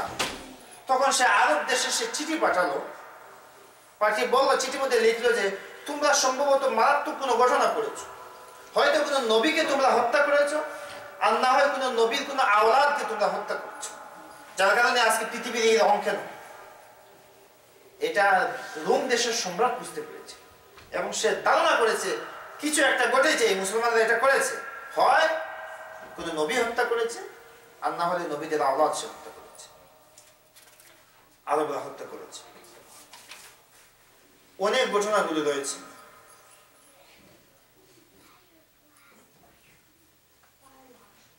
আরেকটি ঘটনা, লাম তাবকিল সামাউ ইল্লা আলা ইসনাইন ইয়াহইয়া ইবনে জাকারিয়া ওয়াল হুসাইন ওয়া বুকাউস সামাই আন তাহমাদা। যে আসমান কেঁদেছিল দুজন আল্লাহর প্রিয় বান্দার শাহাদতে। একজন ইয়াহইয়া ইবনে জাকারিয়া আলাইহিস সালাম, জাকারিয়া আলাইহিস সালামের ছেলে ইয়াহইয়া আলাইহিস সালাম, যখন তাকে হত্যা করা হয় তখন আসমান কেঁদেছিল। আর আরেকবার আসমান কেঁদেছিল যখন হুসাইন রাদিয়াল্লাহু তাআলা আনহুকে নির্মমভাবে শহীদ করা হয়। এবং আসমানের কান্না করার বিষয়টা হচ্ছে এরকম যে আনতাহমাদা, আসমান লাল হয়ে যায়। আসমান লাল হয়ে যাওয়া মানে আসমান কান্না করে, এবং সেটা ঘটেছে 2 দিন, এবং সেটা 2 আল্লাহর প্রিয় বান্দার শাহাদাতের উপর। একজন ইয়াহিয়া ইবনে জাকারিয়া আলাইহিস সালাম আর আরেকজন হুসাইন রাদিয়াল্লাহু তাআলা। ওই দিন শুধুমাত্র মানুষজন বিলাপ করে নাই, মানুষজন দুঃখে বাড়াক্রান্ত হয় নাই, পশু পাখি পর্যন্ত সেই দিন খাওয়া দাওয়া বন্ধ করে দিয়েছিল। ঘটনা রয়েছে যেমন ইমতানাআতিল আসাফিরু মিনাল আকলি ইয়াউমা আশুরা, আশুরার দিন চড়ুই পাখিরা তারা সারাটা দিন তারা কোনো কিছু গ্রহণ করে নাই, সারাটা দিন তারা কোনো খাবার গ্রহণ করে নাই। উসফুর চড়ুই পাখি যেটা বলা হয়। লাম্মা কুতিলাল হুসাইন জাআ গুরাবুন ওয়াকা ফি দামি ثم تمرغ ثم طار فوقع بالمدينة على جدار دار فاطمة بنت الحسين। কাক হুসাইন রাদিয়াল্লাহু তাআলা আনহু যেখানে শাহাদাত বরণ করেছিলেন, যেখানে অন্যান্য সব শহীদরা যেখানে সবাই রক্ত পড়েছে, সেখানে একটা কাক আসলো, এসে সেখানে গোড়াগড়ি খেলো এবং অবশেষে এই কাক উড়ে গিয়ে ফাতেমা রাদিয়াল্লাহু তাআলা আনহু যে গড়ে থাকতেন সেখানে তার দেওয়ালে ভাসে গিয়ে সে মারা গেল। এরকম অনেক জিনেরা যারা জিন সম্প্রদায় তারাও সেদিন বিলাপ করেছিল। তারা বিলাপ করে করে তারা কবিতা গেয়েছিল, আইয়ুহাল কাতিলুনা জাহলান হুসাইনান আবশিরু বিল আযাবি ওয়াত তানকিলি কুল্লু আহলিস সামাই ইয়াদউ আলাইকুম ওয়া নাবিয়্যুন মুরসাল খায়রু নিসাইল قد لعنتم على لسان داوود وموسى وصاحب الانجيل। তারা কেঁদে কেঁদে তারা কবিতা আবৃত্তি করেছিল, আইয়ুহাল কাতিলুনা জাহলান হুসাইনান, ওহে জাহেলেরা যারা হুসাইনকে তোমরা হত্যা করেছো, আবশিরু বিল আযাবি ওয়াত তানকিল, তোমরা জাহান্নামের আযাবের সুসংবাদ নাও, জাহান্নামের আযাবের সুসংবাদ নাও, জান্নাতের নয়। কারণ তোমরা যে ঘটনা ঘটিয়েছো জাহান্নামই তোমাদের প্রাপ্য দান করতে পারে, জান্নাতে তোমাদের কোনো স্থান নেই। কুল্লু আহলিস সামাই ইয়াদউ আলাইকুম, আসমানের প্রতিটি বাসিন্দারা তোমাদের উপর তোমাদের বিরুদ্ধে দোয়া করছে, লানত করছে। ওয়া নাবিয়্যুন মুরসাল, নবী মুরসাল নবী আলাইহিস সালাম পর্যন্ত তোদের উপর কি করছেন, লানত করছেন। কদ লুইনতুম আলা লিসানি দাউদ, তোদের উপর লানত করা হচ্ছে দাউদ আলাইহিস সালামের ভাষায়, ওয়া মুসা আলাইহিস সালামের ভাষায়, ওয়া সাহিবুল ইনজিল এবং ঈসা আলাইহিস সালামের ভাষায়। প্রতিটি নবীর ভাষায়, ডিফারেন্ট ভাষায় তোদের উপর লানত পোষণ করা হচ্ছে। সুতরাং তোদের জান্নাতে তোদের কোনো স্থান নেই, ওই জাহান্নামের কঠিন কালো অগ্নিতে তোদের স্থান। আবশিরু বিল আযাব, সেখানে তোমরা ওই জাহান্নামের আগুনের শাস্তির সুসংবাদ গ্রহণ করো। আরো অনেক ঘটনা রয়েছে সেখানে, সেগুলো বলার সময় পাওয়া যাবে না, মনে হয় খুব কম সময় রয়েছে, 7টায় আমাদের জামাত হবে, সেগুলো আরেকদিন সময় হলে ইনশাআল্লাহ আমরা বলবো। তো কারবালার ঘটনা, আশুরার ঘটনা সবকিছু হৃদয় বিদারক, শাহাদাত। বিশেষ করে আশুরার আমাদের যে একটা কমন কনসেপ্ট আছে, আমরা মনে করি যে হুসাইন রাদিয়াল্লাহু তাআলা, না, মুসা আলাইহিস সালাম থেকে সেটা শুরু হয়েছিল, কিন্তু কারবালার এই ঘটনা এটা আশুরার দিনে একটি ঘটনা মাত্র, কিন্তু মেইন ঘটনা শুরু হয়েছে মুসা আলাইহিস সালাম যে আল্লাহ রাব্বুল আলামিন তাকে নাজাত দিলেন ফেরাউন থেকে, ফেরাউনকে যে ওই দিন ডুবে মারলেন, সেই ঘটনাই হচ্ছে মেইন ঘটনা আশুরা। এবং মুহাম্মদ সাল্লাল্লাহু আলাইহি ওয়াসাল্লাম মদিনাতে আসলেন, তিনি দেখলেন যে ইহুদিরা তারা রোজা রাখছে, তারা ঈদ পালন করছে। জিজ্ঞেস করলেন যে কেন তোমরা এটা করছো? তখন তারা বলেন যে ওই দিন সেই বিশাল দিন, সেই মহিমান্বিত দিন, যে দিন মুসা আলাইহিস সালামকে নাজাত দিয়েছিলেন আল্লাহ আর ফেরাউনকে ডুবে মেরেছিলেন। তখন মুহাম্মদ সাল্লাল্লাহু আলাইহি ওয়াসাল্লাম আমাদের সবার জন্য তিনি বলে গিয়েছেন যে তোমরা যদি এই দিন রোজা রাখো আশুরা, তাহলে তার পরবর্তী 1 বছরের গুনাহ আল্লাহ মাফ করে দেবেন। সুবহানাল্লাহ। এবং এটা কিন্তু বাধ্যবাধকতা নয়, কেউ রাখতেও পারেন, কেউ ছেড়েও দিতে পারেন, রাখলে পরে এই মর্যাদা রয়েছে আমাদের জন্য। আল্লাহ আমাদেরকে তৌফিক দান করুন আশুরা সম্পর্কে জানার এবং বোঝার। আপনারা ব্যক্তিগতভাবে সেগুলো আলো করার চেষ্টা করবেন, একটু সাবধান থাকবেন যাতে অনেক শিয়া আলোচনা আসে সেখানে, অনেক শিয়ারা অনেক অতিরঞ্জিত অনেক কিছু করেন, সে ব্যাপারে আপনারা একটু সাবধান থাকবেন। যে কিতাবগুলো পড়বেন সেগুলো বুঝে কিতাবগুলো পড়বেন, যে কোন কিতাব পড়লে রিয়েল ঘটনাগুলি জানা যাবে। আল্লাহ আমাদের তৌফিক দান করুন। আলাইনা ইল্লাল বালাগ। একটু দুরূদ শরীফ সাল্লাল্লাহু আলা সাইয়্যিদিনা ওয়া মাওলানা মুহাম্মদ ওয়া আলা আলিহি ওয়া সাহবিহি সাল্লাল্লাহু আলা সাইয়্যিদিনা ওয়া মাওলানা মুহাম্মদ ওয়া আলা صلى الله على سيدنا ومولانا محمد وعلى آله وأصحابه وسلم। এবার ওই আমাদের তাফসীরের প্রশ্নোত্তর পর্বে কিছু জিনিস আলোচনা করার চেষ্টা করব, কারণ আজকে আমাদের তাফসীর হওয়ার কথা ছিল। আমাদের প্রতি মাসের শেষ সপ্তাহের শনিবার আমাদের মাগরিব থেকে এসা পর্যন্ত আমাদের মসজিদে তাফসীর হয়। আপনারা সবাই আসার চেষ্টা করবেন। কোরআন হাদিসের আলোচনা হয়, সেখান থেকে যদি জ্ঞান অর্জন করে একটু আমল করার তৌফিক আল্লাহ দেন, তাহলে সেটা আমাদের নাজাতের উসিলা হয়ে যেতে পারে। আল্লাহ আমাদের তৌফিক দান করুন। আজকে কয়েকটি প্রশ্ন এসছে আমাদের, এর মধ্যে আমরা প্রতিদিন জবাবগুলো দেওয়ার চেষ্টা করি। আজকে কিছু দেওয়ার চেষ্টা করবো ইনশাআল্লাহ। একটি প্রশ্ন ছিল যে মিলাদ শরীফ, আমরা যে সবসময় মিলাদ শরীফ পড়ি সেটা জায়েজ কিনা, এটা কি করা যাবে, এই বিষয়ে আজকে আমি কিছু আলোচনা করার চেষ্টা করব ইনশাআল্লাহ। প্রথম কথা হচ্ছে, আমরা যে মিলাদ শরীফ পড়ি, হঠাৎ করে মাঝে মাঝে আমরা বলি যে মিলাদ শরীফ আছে, আপনারা সবাই বসেন। এখানে আমরা কি করি? আমরা যে কাজগুলো করি এগুলো একটাও কি কোনো গুনার কাজ করি কিনা? আপনারা কিছু জবাব দেবেন মাঝে মধ্যে। এইখানে যে কাজগুলো করা হয় একটাও কি কোনো গুনার কাজ আছে কিনা? আপনারা কি মনে করেন? কোনো গুনার কাজ করা হয়, সবগুলো সওয়াবের কাজ। এবং যতটা কাজ করা হয় প্রতিটি কাজ সহিহ হাদিস দ্বারা প্রমাণিত। আপনাদের সামনে আমি এসবগুলো বলবো। প্রত্যেকটি কাজ, একদম প্রতিটি কাজ সহিহ হাদিস দ্বারা প্রমাণিত। সন্দেহের কোনো অবকাশ নেই যে এখানে গুনার কোনো একটা অবকাশ আছে, যে না এটা একটা নতুন, এটা সাহাবায়ে কেরামের জামানায় ছিল না, এটা একদম নতুন, এই কথা বলার কোনো অবকাশ নেই। কারণ প্রতিটি বিষয়ে আমি হাদিস আপনাদের সামনে উল্লেখ করব, যে প্রতিটি বিষয়ে এর পিছনে হাদিস রয়েছে, সহিহ হাদিস। আচ্ছা, প্রথমে আমরা কি করি? আমরা বসেই আমরা তেলাওয়াত করি, আলহামদুলিল্লাহ পাঠ করি, সূরা ইখলাস পাঠ করি, সূরা ফালাক পাঠ করি, সূরা নাস পাঠ করি। তো সাহাবায়ে কেরাম কি কোরআন শরীফ তেলাওয়াত করতেন না? সাহাবায়ে কেরাম কোরআন শরীফ তেলাওয়াত করতেন?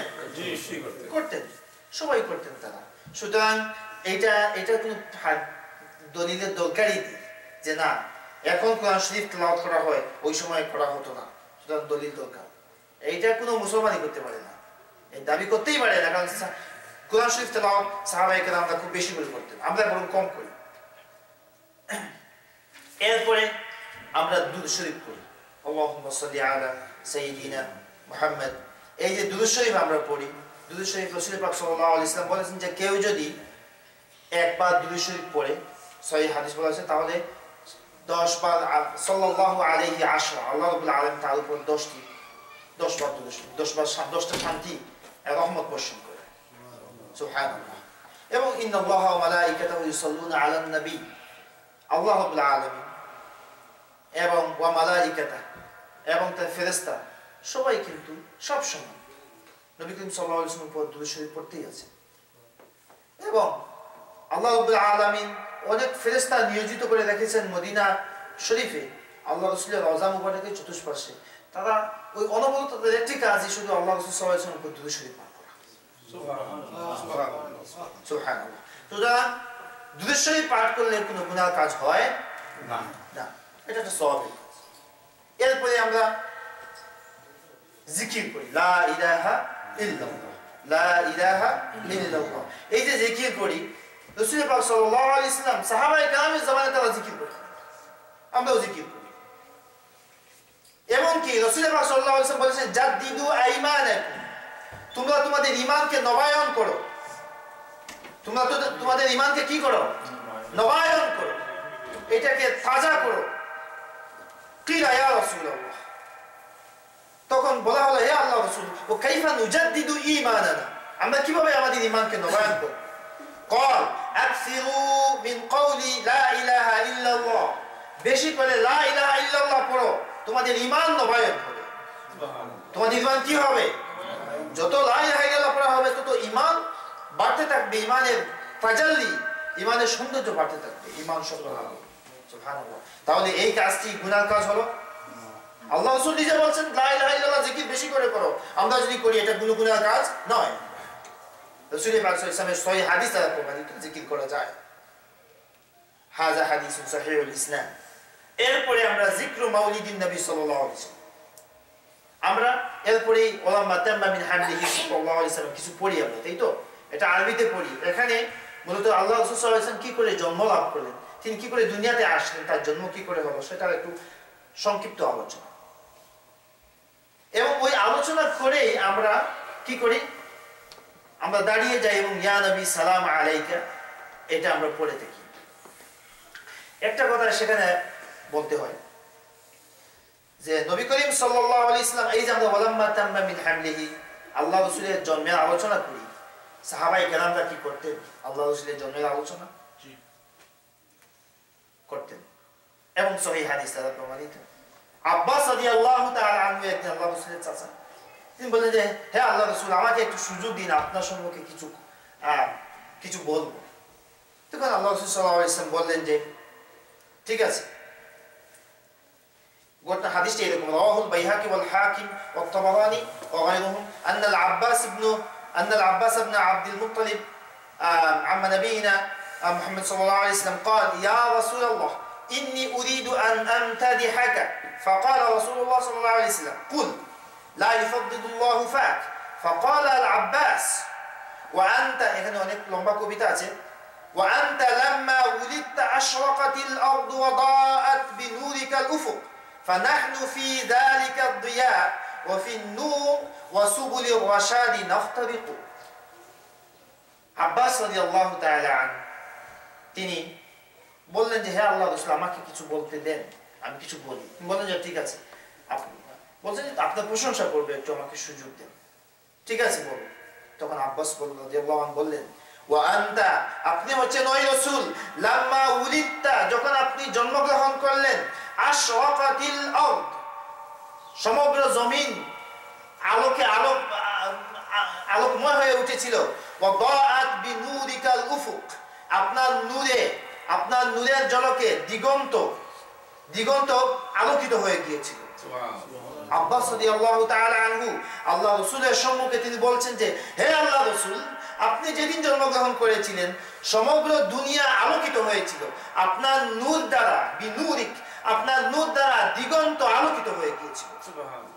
ফানাহনু ফি যালিকা দিয়া, আমরা আজও আপনার সেই আলোর মধ্যে আছি, ওয়া ফিন নূর, সেই নূরের মধ্যে আছি, ওয়া সুবুলির রাশাদি নাফতারিকু, আমরা আজও সেই নূরের মধ্যে আছি, আজ আপনি আমাদের সম্মুখে আছেন। এটা শুরু হয়েছিল সেই দিন যেদিন আপনি জন্ম লাভ করেছিলেন, যেই দিন ঘটনা ঘটেছিল, সমগ্র দুনিয়া আলোকিত হয়ে গিয়েছিল, দিগন্ত আলোকিত হয়ে গিয়েছিল। এগুলো কি জন্মের আলোচনা না মৃত্যুর আলোচনা না এমনি আলোচনা? কি আলোচনা সেটা? জন্মের আলোচনা না?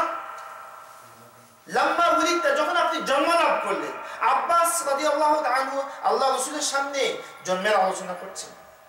তাহলে আমরা যে জন্মের আলোচনা করি, এটা আব্বাস রাদিয়াল্লাহু আনহু আল্লাহ রাসূলের সামনে তিনি এই আলোচনা করছেন।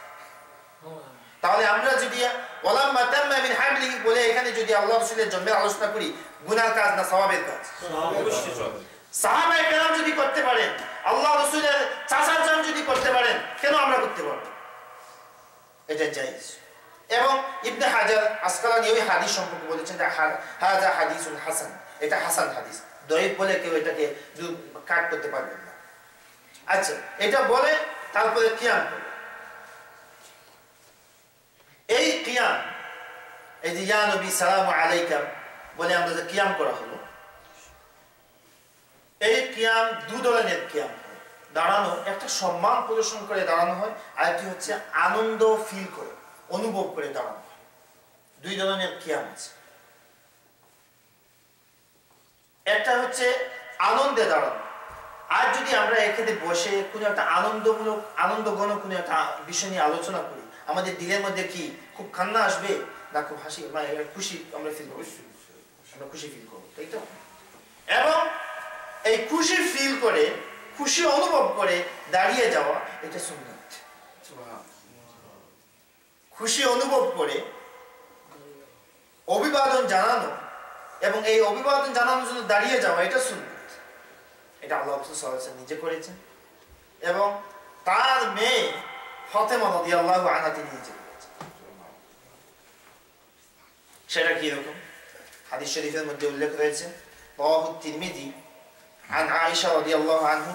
এটা আলবানী রাহিমাহুল্লাহ তিনি বলেছেন যে হাদিসটি সহিহ।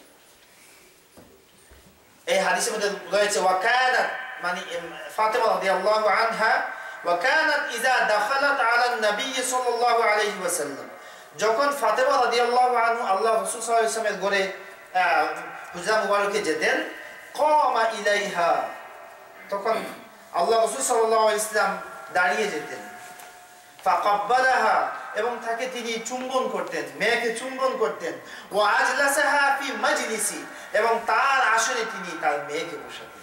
সুবহানাল্লাহ। ফাতেমা রাদিয়াল্লাহু আনহা যখন আল্লাহ রাসূলের কাছে আসতেন তখন তিনি কি করতেন? দাঁড়িয়ে যেতেন। এটা কি সম্মানে দাঁড়ানো না খুশি দাঁড়ানো? ফাতেমা রাদিয়াল্লাহু আনহাকে তো সম্মান করে দাঁড়ানোর কোনো প্রশ্নই আসে না। মেয়ে এটা খুশি দাঁড়া, খুশিতে তিনি দাঁড়ালেন, দাঁড়িয়ে তারপরে তাকে চুমু দিলেন এবং এসে তার স্থানে তার আসনে তিনি তাকে বসালেন। وكان النبي عليه السلام إذا دخل عليها قامت من مجلسها, আর নবী করিম সাল্লাল্লাহু আলাইহি ওয়াসাল্লাম যখন ফাতেমা রাদিয়াল্লাহু আনহা ঘরে যেতেন তখন ফাতেমা রাদিয়াল্লাহু আনহা তিনিও তার মজলিস থেকে উঠে দাঁড়াতেন, ফাকাব্বালাতহু, এবং তিনি মেয়ে হিসেবে তার বাবাকে তিনি চুম্বন দিতেন, ওয়া আজলাসাতহু ফি মাজলিসিহা, এবং তার আসনে তিনি তাকে বসাতেন। তে ফাতেমা রাদিয়াল্লাহু আনহা তিনি যে দাঁড়াতেন সেটাতে দুই জিনিসেরই অবকাশ আছে। যেমন বাবা হিসেবে আগমনের জন্য সম্মানে দাঁড়ানো, তেমন বাবা হিসেবে আগমনের জন্য আনন্দে দাঁড়ানো, দুটি জিনিসের ইহতিমাল সেখানে রয়েছে। কিন্তু রাসূল সাল্লাল্লাহু আলাইহি ওয়াসাল্লাম যে দাঁড়াতেন সেটা ছিল আনন্দে দাঁড়ানো। তাহলে দু ধরনের দাঁড়ানো, বিশেষ করে আনন্দে দাঁড়ানো, খুশি হয়ে যদি দাঁড়ানো কেউ দাঁড়ায় তাহলে এটা সুন্নতে রাসূল সাল্লাল্লাহু আলাইহি ওয়াসাল্লাম, সুন্নতে রাসূল সাল্লাল্লাহু আলাইহি ওয়াসাল্লাম, এটা হাদিসের মধ্যে প্রমাণিত। আল্লামা আলবানী বলেছেন এটা সহিহ, হাদিসের মধ্যে কোনো কি নেই। আচ্ছা, সম্মান করে একটা তো আনন্দে দাঁড়ানো, এটা আমরা প্রমাণিত। সম্মান করে যদি কেউ দাঁড়ায় তাহলে আল্লাহ রাসূল সাল্লাল্লাহু আলাইহি ওয়াসাল্লাম যারা নিষেধ করেন তারা বলেন যে আল্লাহ রাসূল সাল্লাল্লাহু আলাইহি ওয়াসাল্লাম নিষেধ করেছেন যে তোমরা আজমিদের মতো দাঁড়াবে না আমার সম্মান করার জন্য। হ্যাঁ, এরকম একটা হাদিস আছে। আল্লাহ রাসূল সাল্লাল্লাহু আলাইহি ওয়াসাল্লাম নিষেধ করেছেন যে আজমিরা যেরকম ভাবে আমাকে সম্মান করে দাঁড়ায় এরকম ভাবে তোমরা আমার সম্মানার্থে তোমরা দাঁড়িও না, তোমরা দাঁড়িয়ে যেও না। হাদিসটি কিন্তু ঠিকই আছে। ওই ঘটনা যেদিন ঘটেছিল, আল্লাহ রাসূল যেদিন নিষেধ করেছিলেন, এরপরে আরেক দিন সাহাবায়ে কেরাম বসা, এই জায়গায় হাসান বিন সাবিত আল্লাহ রাসূল সাল্লাল্লাহু আলাইহি ওয়াসাল্লামের শাইর কবি, তিনিও ছিলেন এই মজলিসে বসা। রাসূল পাক সাল্লাল্লাহু আলাইহি ওয়াসাল্লাম মজলিসে আসলেন, আসার সাথে সাথে এখন কেউ দাঁড়ায় না, কেউ দাঁড়াচ্ছে না, কারণ আল্লাহ রাসূল নিষেধ করেছিলেন যে আমার সম্মানে তোমরা কেউ দাঁড়াবে না। হাসান বিন সাবিত দাঁড়িয়ে গেলেন, হাসান বিন সাবিত দাঁড়িয়ে গেলেন। অন্যান্য সবাই বললেন না, রাসূল পাক সাল্লাল্লাহু আলাইহি ওয়াসাল্লাম বললেন যে এই তুমি কেন দাঁড়ালা? হাইসু আমালতুকুম, আমি তো এরকম আমি নিষেধ করেছি, আমি নির্দেশ দিয়েছি তোমরা দাঁড়াবে না, কিন্তু তুমি কেন দাঁড়ালা? ফানশাদা কাইলা, তখন তিনি কবিতা বলা শুরু করলেন। কে? হাসান বিন সাবিত। আমার কথা কি বুঝা গেছে? হাসান বিন সাবিত তো দাঁড়ালেন রাদিয়াল্লাহু আনহু। আল্লাহ রাসূল জিজ্ঞাসা অবাক হয়ে গেলেন, এই তুমি দাঁড়ালা কেন? আমি তো নিষেধ করেছি না দাঁড়ানোর জন্য। তখন তিনি কবিতা আবৃত্তি করলেন, বলেন কিয়ামি লিল আজিজি আলাইয়া ফারদুন ওয়া তারকুল ফারদি মা হুয়া মুস্তাকিমুন। হে আল্লাহ রাসূল, আমি আমার দিল থেকে আকীদা থেকে বলছি, আপনার সম্মানার্থে আমার দাঁড়ানো এটা আমার উপর ফরজ। হাসান বিন সাবিত রাদিয়াল্লাহু আনহু আল্লাহ রাসূলের সামনে এত বড় কথা তিনি বলছেন। আরো বলছে আজিবতু লিমান লাহু আকলুন ওয়া ফাহমুন, আমি আশ্চর্য হয়ে যাই যাদের মাথায় আকল আর ফাহাম আছে।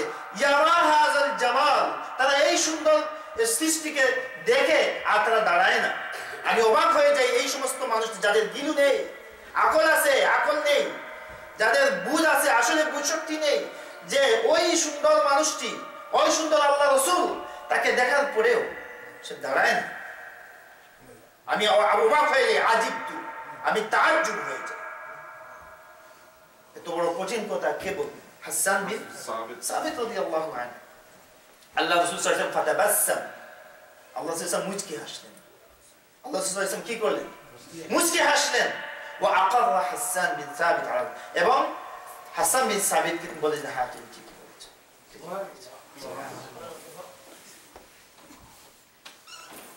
আল্লাহ রাসূল নিষেধ করেছিলেন, এটা আল্লাহ রাসূলের শান, তিনি নিষেধ করেছিলেন যে তিনি চান না কেউ, তিনি ইচ্ছে করেন না যে তাকে কেউ সম্মান করে দাঁড়ান। কিন্তু কেউ যদি দাঁড়িয়ে যায় হাসান বিন সাবিতের মতো, তা আল্লাহ রাসূল মুস্কি হাসেন। আল্লাহ রাসূল কি করেন? মুস্কি হাসেন। ওয়া আকাররা, এবং তিনি এটাকে কি করেন? এটাকে সাপোর্ট করেন যে হ্যাঁ ঠিক বলেছো।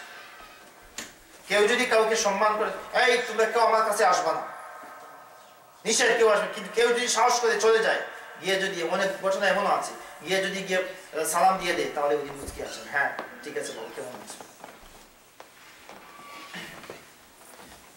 কিয়াম যেমন আনন্দের কারণে দাঁড়ানো হয়, সুন্নতে রাসূল, আমি একটু আগে হাদিস সহিহ হাদিস বললাম, তেমন সম্মানার্থে ওই হাসান বিন সাবিত এই নিষেধের পরেও তিনি দাঁড়িয়েছেন। এখন সেখানে আমরা দাঁড়িয়ে ইয়া নবী সালামু আলাইকা কবিতা, ইয়া নবী সালাম একটা কবিতা, এটা কি কবিতা? এই কবিতার মধ্যে আল্লাহ রাসূলের প্রশংসা থাকে, কি থাকে? প্রশংসা। এই কবিতাতে আমরা দাঁড়িয়ে পড়ি। রাসূল পাক সাল্লাল্লাহু আলাইহি সাল্লামের সময় কি কবিতা পড়া হতো না? এটা এখন নতুন আবিষ্কার হলো, পড়া হতো।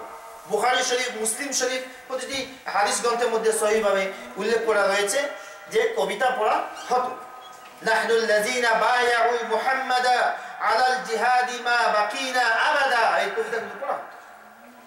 এবং আরেকটি প্রশ্ন রয়েছে যে আমরা একা একা পড়ি না, আমরা তো কয়েকজন মিলে তারপর আমরা ইয়া নবী সালামু আলাইকা পড়ি। তাহলে এই মিলে যে পড়ি আমরা, এটার কি কোনো অস্তিত্ব আছে সাহাবায়ে কেরামের সময়? ইয়েস, সহিহ হাদিস দ্বারা সেটাও প্রমাণিত। রাসূল পাক সাল্লাল্লাহু আলাইহি ওয়াসাল্লামের সাহাবায়ে কেরাম একসাথে গ্রুপ হয়ে তারা আল্লাহ রাসূলের প্রশংসা করে কবিতা আবৃত্তি করতেন। সুবহানাল্লাহ, সুবহানাল্লাহ। সেটা কি?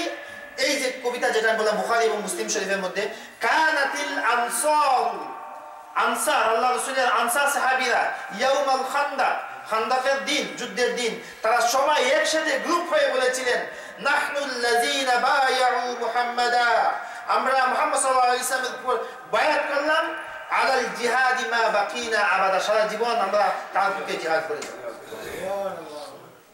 এই যে কবিতা পড়া হলো গ্রুপ করে, একা নয়, এবং তারা কবিতা পড়া হলো গ্রুপ করে। সুতরাং আমরা যে ইয়া নবী সালামু আলাইকা কবিতা পড়ি, কবিতা ওই সময় সাহাবায়ে কেরামরা পড়েছেন। আমরা যে একসাথে দাঁড়িয়ে মিলে পড়ি, সেটাও সাহাবায়ে কেরামরা করেছেন, আনসাররা করেছেন। বুখারী শরীফের হাদিস, মুসলিম শরীফের হাদিস। এখন এই যে আমরা ইয়া নবী সালামু আলাইকা এই যে কবিতা পড়ি, এখানে সুর, অনেকে বলে যে এটা গানের মতো, এটা গানের মতো, এটাতে পড়া যাবে। এক প্রথম কথা হচ্ছে যে কবিতা আর সঙ্গীত, নাশিদ, সঙ্গীত গাওয়া কিংবা কবিতা গাওয়া, এগুলো নাশিদ বলতে আমরা কি বুঝি? আরবি যত ডিকশনারি আছে সব ডিকশনারির মধ্যে এই জিনিসটাই রয়েছে যে ওয়াফরুস সাউতি মা'আত তালহিন, সুরে সুরে কোন একটা কবিতার ছন্দকে আবৃত্তি করার নাম হচ্ছে সঙ্গীত গাওয়া। সুর সহ, সুর ছাড়া নয়, সুর সহ যদি কেউ কবিতার কয়েকটি লাইন আবৃত্তি করে, তো সেটাকে বলা হয় নাশিদ, সঙ্গীত। এখন এই নাশিদ রাসূল পাক সাল্লাল্লাহু আলাইহি ওয়াসাল্লামের জামানায় সুর সহ কবিতা আবৃত্তি করে, এটা কি কেউ করেছেন? অনেক অনুসন্ধান করে পাওয়া গেল যে ইয়েস, সাহাবায়ে কেরামের জামানায় তারা নিজের কবিতাগুলো সুর করে আর তারা পড়তেন, এবং আল্লাহ রাসূল এটাকে খুব পছন্দ করতেন। আল্লাহ রাসূল কি করতেন? পছন্দ করতেন। عن عمرو بن رشيد عن أبيه قال ردفت رسول الله صلى الله عليه وسلم يوما فقال هل معك من شعر أمية بن أبي الصلت شيء قلت نعم قال هي فأنشدته بيتا فقال هي ثم أنشدته حتى أنشدته 100 بيت رواه مسلم শরীফ এর হাদিস আমর ইবনে রশিদ তিনি বর্ণনা করছেন যে আমার বাবা রশিদ বলছেন যে আমি একবার রাসূল পাক সাল্লাল্লাহু আলাইহি ওয়াসাল্লামের পিছনে একটা সাওয়ারের মধ্যে ছিলাম তিনি কোথাও যাচ্ছিলেন আমিও তার পিছনে ছিলাম তো এই যে তার বাবা উনি কিন্তু খুব চমৎকার কণ্ঠের অধিকারী ছিলেন তার আওয়াজ খুব চমৎকার ছিল এটা হাদিসের ব্যাখ্যা রয়েছে তো আল্লাহ রাসূল সাল্লাল্লাহু আলাইহি ওয়াসাল্লাম বললেন যে হাল মাআকা মিন শি'রি উমাইয়া ওহে রশিদ তোমার কাছে কি উমাইয়া ইবনে সালত যে কবি উনার কি কোনো কবিতা তোমার মুখস্থ আছে তিনি বললেন যে না ইয়া রাসূলুল্লাহ জি আছে তখন তিনি বললেন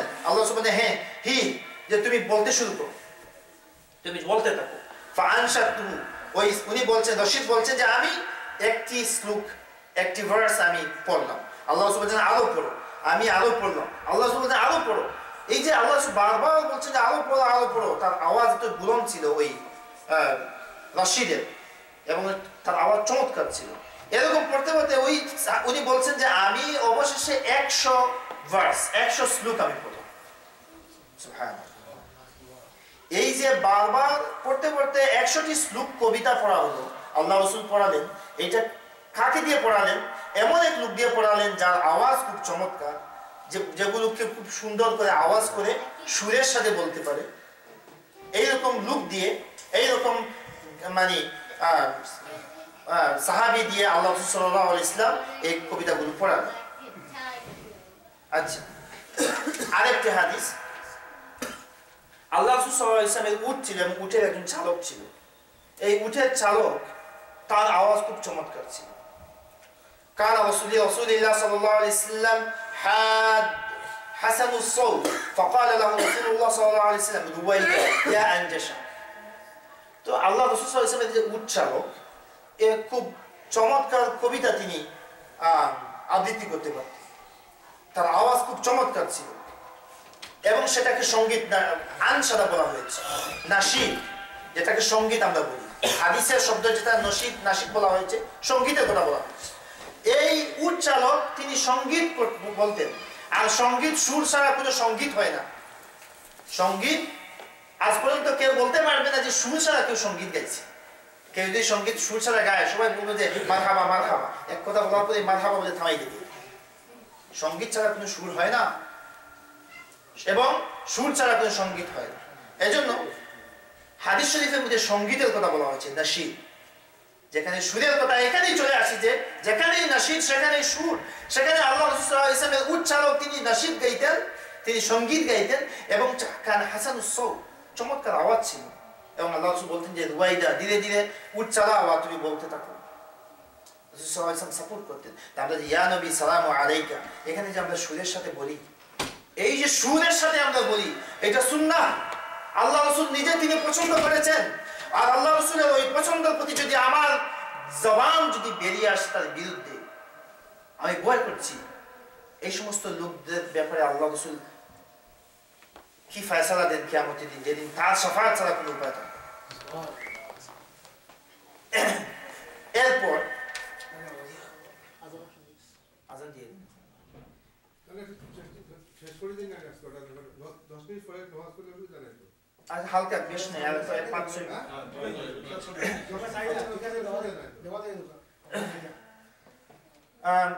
খুব আমাদের আলোচনা প্রায় শেষ হয়ে এসছে এরপরে আমরা মিলাদ শরীফ আমাদের শেষ হয়ে গেল ইয়া নবী সালামু আলাইকা আমাদের আচ্ছা গানের কথা বলা হয় যে এটা সুর গানের তো আমি তো বলি যে আমাকে দেখান আপনি কোন গানের সাথে এটা সুর মিলে ইয়া নবী সালাম আলাইকা একটা গান আমাকে দেখান যে ওই গানের সুরের সাথে এটা মিল আমরা ওই সুর বাদ দিয়ে দেব দরকার নেই সুরের পড়া আমাদের সুর দরকার যদি কোনো গানের সাথে মিলে বলেন বাদ দিয়ে দেব কিন্তু দেখাতে হবে প্রমাণ দেখাতে হবে যে ওই সুরের সাথে মিল আছে ওই গানের ওই কলির ওই সুরের সাথে মিল আছে এটা দেখান আমভাবে তো কথা বললে হবে না এজন্য আমরা কিয়াম শেষ করার পরে আমরা যে বসলাম এরপর আমরা দোয়া করি একসাথে বসে দোয়া করা, এটা রাসূল পাক সাল্লাল্লাহু আলাইহি ওয়াসাল্লামের সময় ছিল কিনা? এটা আপনার একটা হাসান হাদিস রয়েছে তাবারানী ফিল কাবীরের মধ্যে, হাকিম ফিল মুস্তাদরাকের মধ্যে, যে قال রাসূলুল্লাহ সাল্লাল্লাহু আলাইহি ওয়াসাল্লাম বলেছেন, লা ইয়াজতামিউ মালাউন ফায়াদউ বা'দুহুম ওয়া ইউআমিনু সাইরুহুম ইল্লা আজাবাহুমুল্লাহ। কোন কিছু গ্রুপ যদি, কিছু লোক যদি জামায়াত হয় আর একজন যদি দোয়া করে আর বাকি সবাই যদি আমিন আমিন বলেন, ইল্লা আজাবাহুমুল্লাহ, আল্লাহ ওই দোয়াকে কবুল করেন। সুবহানাল্লাহ। তাহলে আমরা এই যে ভুল হয়ে বসে আমরা দোয়া করি, সেটাও কি আছে কিনা? সেটাও আছে। এখন আমি যে কথাটা বলেছি যে প্রতিটি এক ইন্ডিভিজুয়ালি প্রত্যেকটি বিষয়ে আপনি খুঁটিনাটি ভাবে যদি আপনি সার্চ করেন, প্রত্যেকটি বিষয়ের দলিল রাসূল পাক সাল্লাল্লাহু আলাইহি ওয়াসাল্লামের জামানায়, সাহাবায়ে কেরামের জামানায় এগুলো পাওয়া গিয়েছে। এগুলো একদম সহিহ, দুর্বল কোনো হাদিসের কোনো অবকাশ নেই, সব সহিহ। আমার কাছে সবগুলো প্রমাণ এখানে আছে। আচ্ছা, এখন যে প্রশ্ন রয়েছে, আমরা বলেন, অনেকে বলেন যে এটা বেদাত। কারণ কি? এই রকম ফর্মে, ঠিক আছে, সবগুলো কিন্তু ভালো, কিন্তু এই রকম সবটি একত্রিত করে একসাথে, এইটা বেদাত। এইটাকে বলেন যে বেদাত, এবং এটা খারাপ বেদাত। অনেকে বলেন যে বেদাতে কোনো প্রকার নেই, বেদাত বলে সব বেদাত। তুমি জেনে রাখেন, এখানে আমাদের এই মজলিস থেকে মেসেজটা দিয়ে দিলাম, কেউ যদি বলে আপনাকে যে জামা বেদাত বলতে সব বেদাত খারাপ, আপনি বিশ্বাস করবেন না। কারণ ওরা রাসূল সাল্লাল্লাহু আলাইহি ওয়াসাল্লামের হাদিসকে ভুল ব্যাখ্যা করেছে। ওই কুল্লু বিদআতিন দালালা, প্রত্যেক বিদআত দালালা, এই যে হাদিস, এই হাদিসটি সম্পর্কে অনেক বড় বড় ফকিহ, যারা হাদিস জগতের উজ্জ্বল নক্ষত্র, সবাই একসাথে তারা বলেছেন এই বিদআত দুই ধরনের। বিদআত কয় ধরনের? দুই ধরনের। একটা বিদআতুল হুদা, একটা বিদআত দালালা। এটা আল বিদআ সাইয়্যা, একটা বিদআ হাসানা। একটা ভালো বিদআত, একটা খারাপ বিদআত। সব ব্যাখ্যাকারকরা, বুখারী শরীফ আমরা সবাই জানি, এই বুখারী শরীফের ব্যাখ্যা যারাই করেছেন, যতটা ব্যাখ্যা গ্রন্থ রয়েছে, প্রত্যেকটা ব্যাখ্যা গ্রন্থের মধ্যে, মুসলিম শরীফের যতটা ব্যাখ্যা গ্রন্থ রয়েছে, ব্যাখ্যা গ্রন্থগুলো সবগুলো খুলে দেখুন, ওই হাদিস পর্যালোচনা করুন, ব্যাখ্যাগুলো পড়ে দেখুন কি লেখা আছে। সবাই বলেছেন যে আল বিদআ এটার প্রকার রয়েছে, সব বিদআত খারাপ না, কারণ এটার মধ্যে অনেক মিনিং রয়েছে। এখন সুফিয়ান ইবনে উয়াইয়া, একজন বড় মুহাদ্দিস, তিনি বলেছেন আল হাদিসু মুদিল্লাতুন ইল্লা লিল ফুকাহা। কোন হাদিস যদি ফকিহ ছাড়া, খুব ভালো ফকিহ ছাড়া যদি কেউ হাদিস নিয়ে গবেষণা করে দেয়, তো এ বিভ্রান্ত হয়ে যাবে। কি হয়ে যাবে? আমাদের তো বড় অভ্যাস, আমরা ওই পড়াশোনা করি না, হঠাৎ করে হাদিসটা নিয়ে কিন্তু ওইটা ব্যাখ্যা শুরু করে দিই। সুফিয়ান ইবনে উয়াইয়া বলছেন যে এগুলো বিভ্রান্ত, কারণ ওই হাদিসগুলো ফকিহ যারা মুহাদ্দিস, যারা ফকিহ, তারা এগুলো ব্যাখ্যা দিয়ে গেছেন। আমরা সেগুলো পড়বো, সেগুলো অনুসারে আমরা আমল করবো। কিন্তু সেগুলো যদি একদম বাদ দিয়ে নিজের মন করে আরেকটা শুরু করে দিই, তাহলে এটা বিভ্রান্ত হওয়ার ছাড়া কোনো উপায় নেই। আমার কথা বলছি না, সুফিয়ান ইবনে উয়াইয়া তিনি এই কথাটা বলেছেন, এবং এই কথাটা রয়েছে আল জামি' ইবনে আবি যায়েদ এই কিতাবের মধ্যে রয়েছে। আমি একজনের কথা শুধুমাত্র বলবো, ইমাম শাফিঈ রাহিমাহুল্লাহ। ইমাম শাফিঈ রাহিমাহুল্লাহ, এই ইমাম শাফিঈ সম্পর্কে বলা হয়েছে, ইমাম যাহাবী বলছে তিনি ইমাম ছিলেন, তিনি যুগের আলিম ছিলেন, তিনি হাদিসের সাহায্যকারী ছিলেন, তিনি ফাকিহুল মিল্লাহ, তিনি ফকিহ ছিলেন।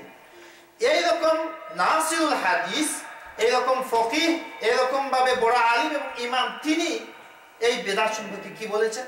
তিনি বলেছেন যে বিদআতান, দুই ধরনের বেদাত রয়েছে। বেদাত সব খারাপ নয়, একটা ভালো বেদাত আছে। কোরআন এবং হাদিসের মোকাবেলায় যদি বিরোধিতায় না যায় কোনো জিনিস, কোরআন এবং হাদিসের বিরোধিতায় যদি কোনো জিনিস না করে, তো এইটা ভালো বিদআত। এটা কি? ভালো বিদআত। আর যদি কোরআন হাদিসের বিরোধিতায় কোনো জিনিস চলে যায় মোকাবেলায়, তাহলে এগেইনস্টে যদি যায়, তো সেটা খারাপ বিদআত। তাহলে কি পাওয়া গেল? ইমাম শাফিঈ রাহিমাহুল্লাহর কথায় কোরআন এবং হাদিস এইগুলো দলিলের বাইরে যদি কোনো জিনিস যায়, যেটা কোরআন হাদিস বলছে এক কথা, আর আমি যেটা করছি সেটা বলছি অন্য কথা, এটা যদি অন্যটা হয়ে যায়, তখন সেটা বিদআ হাসান, বিদআ সাইয়্যা হবে, বাদ অর্থাৎ খারাপ বিদআ হবে। আর যদি আমি যে কাজগুলো করছি প্রত্যেকটা যদি কোরআন আর হাদিসের সাথে মিল থাকে, তাহলে সেটা ভালো বিদআ, এবং সেটার মধ্যে সওয়াব রয়েছে, গুনাহ নয়, কি রয়েছে? সওয়াব রয়েছে। এবার বলেন, ইমাম শাফি যিনি ইমাম ছিলেন, যিনি আলিমুল আসর ছিলেন, নাসিরুল হাদিস ছিলেন, ফকিহ ছিলেন, তার কথা মতো যদি সত্য হয়ে থাকে, তার কথা যদি সত্য হয়ে থাকে, এবং যদি উনি এক কথা নাই, এরকম ভাবে অনেক আলিমরা এটা বলেছেন বেদাত দুই ধরনের। তাহলে এবার আসি আমার এই মিলাদ শরীফের ব্যাপারে। আমি একটু আগে প্রত্যেকটি বিষয়ে আমি দলিল দিলাম, একদম শুরু থেকে নিয়ে শেষ পর্যন্ত প্রত্যেকটি বিষয়ে আমি সহিহ হাদিস নিয়ে আসলাম। একটাও হাদিসের খেলাফ নয়, একটাও হাদিসের বিরুদ্ধে যায়নি, প্রত্যেকটাকে হাদিস সাপোর্ট করছে।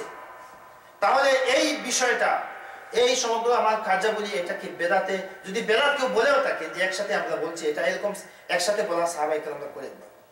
কিন্তু এখানে যা কর্মকাণ্ড সবগুলি, একটাও কি হাদিসের খেলাফ আছে? জি না, একটাও তো খেলাফ নেই। কুরআনের খেলাফ আছে? একটাও খেলাফ নেই। সুতরাং আমাদের এই মজলিসের প্রত্যেকটি কর্মকাণ্ড হাদিস দ্বারা সাপোর্টেড, এবং সেটা যে বেদাত যদি হয়েও থাকে, তাহলে বেদাত সাইয়্যিআ নয়, বেদাত হাসানা, যেটাতে সওয়াব পাওয়া যায়। আমার আরো কিছু কথা ছিল যে এই মিলাদ শরীফ, অনেকে বলেন যে মক্কা মদিনায় মিলাদ নেই। তো বড় তুগ্ম, তো বড় বিকৃত কথা। মক্কা শরীফে নাকি নেই, মদিনা শরীফে মিলাদ নেই। এই বর্তমান সরকার, যে সরকার আছে, ওই সরকার আসার পরে এটা আনুষ্ঠানিকভাবে বন্ধ করে দিচ্ছে। কিন্তু এই সরকার আসার আগে ইবনে বাতুতা, তারপরে ইবনে জুবাইর, তারপরে আরো অনেক হিস্টোরিয়ান যারা আছেন, তাদের এখানে আমাদের রেকর্ড আছে সেগুলো, এদের হিস্টোরি, বুক অফ হিস্ট্রির মধ্যে তারা যেগুলো বলেছেন যে কি রকম ভাবে চার মাযহাবের উলামারা, মানুষেরা, তারা সবাই অনুষ্ঠান করে করে তারা মিলাদ মাহফিলের আয়োজন করত। আর ওই সরকার আসার পরে তারা আনুষ্ঠানিকভাবে বন্ধ করে দিচ্ছে।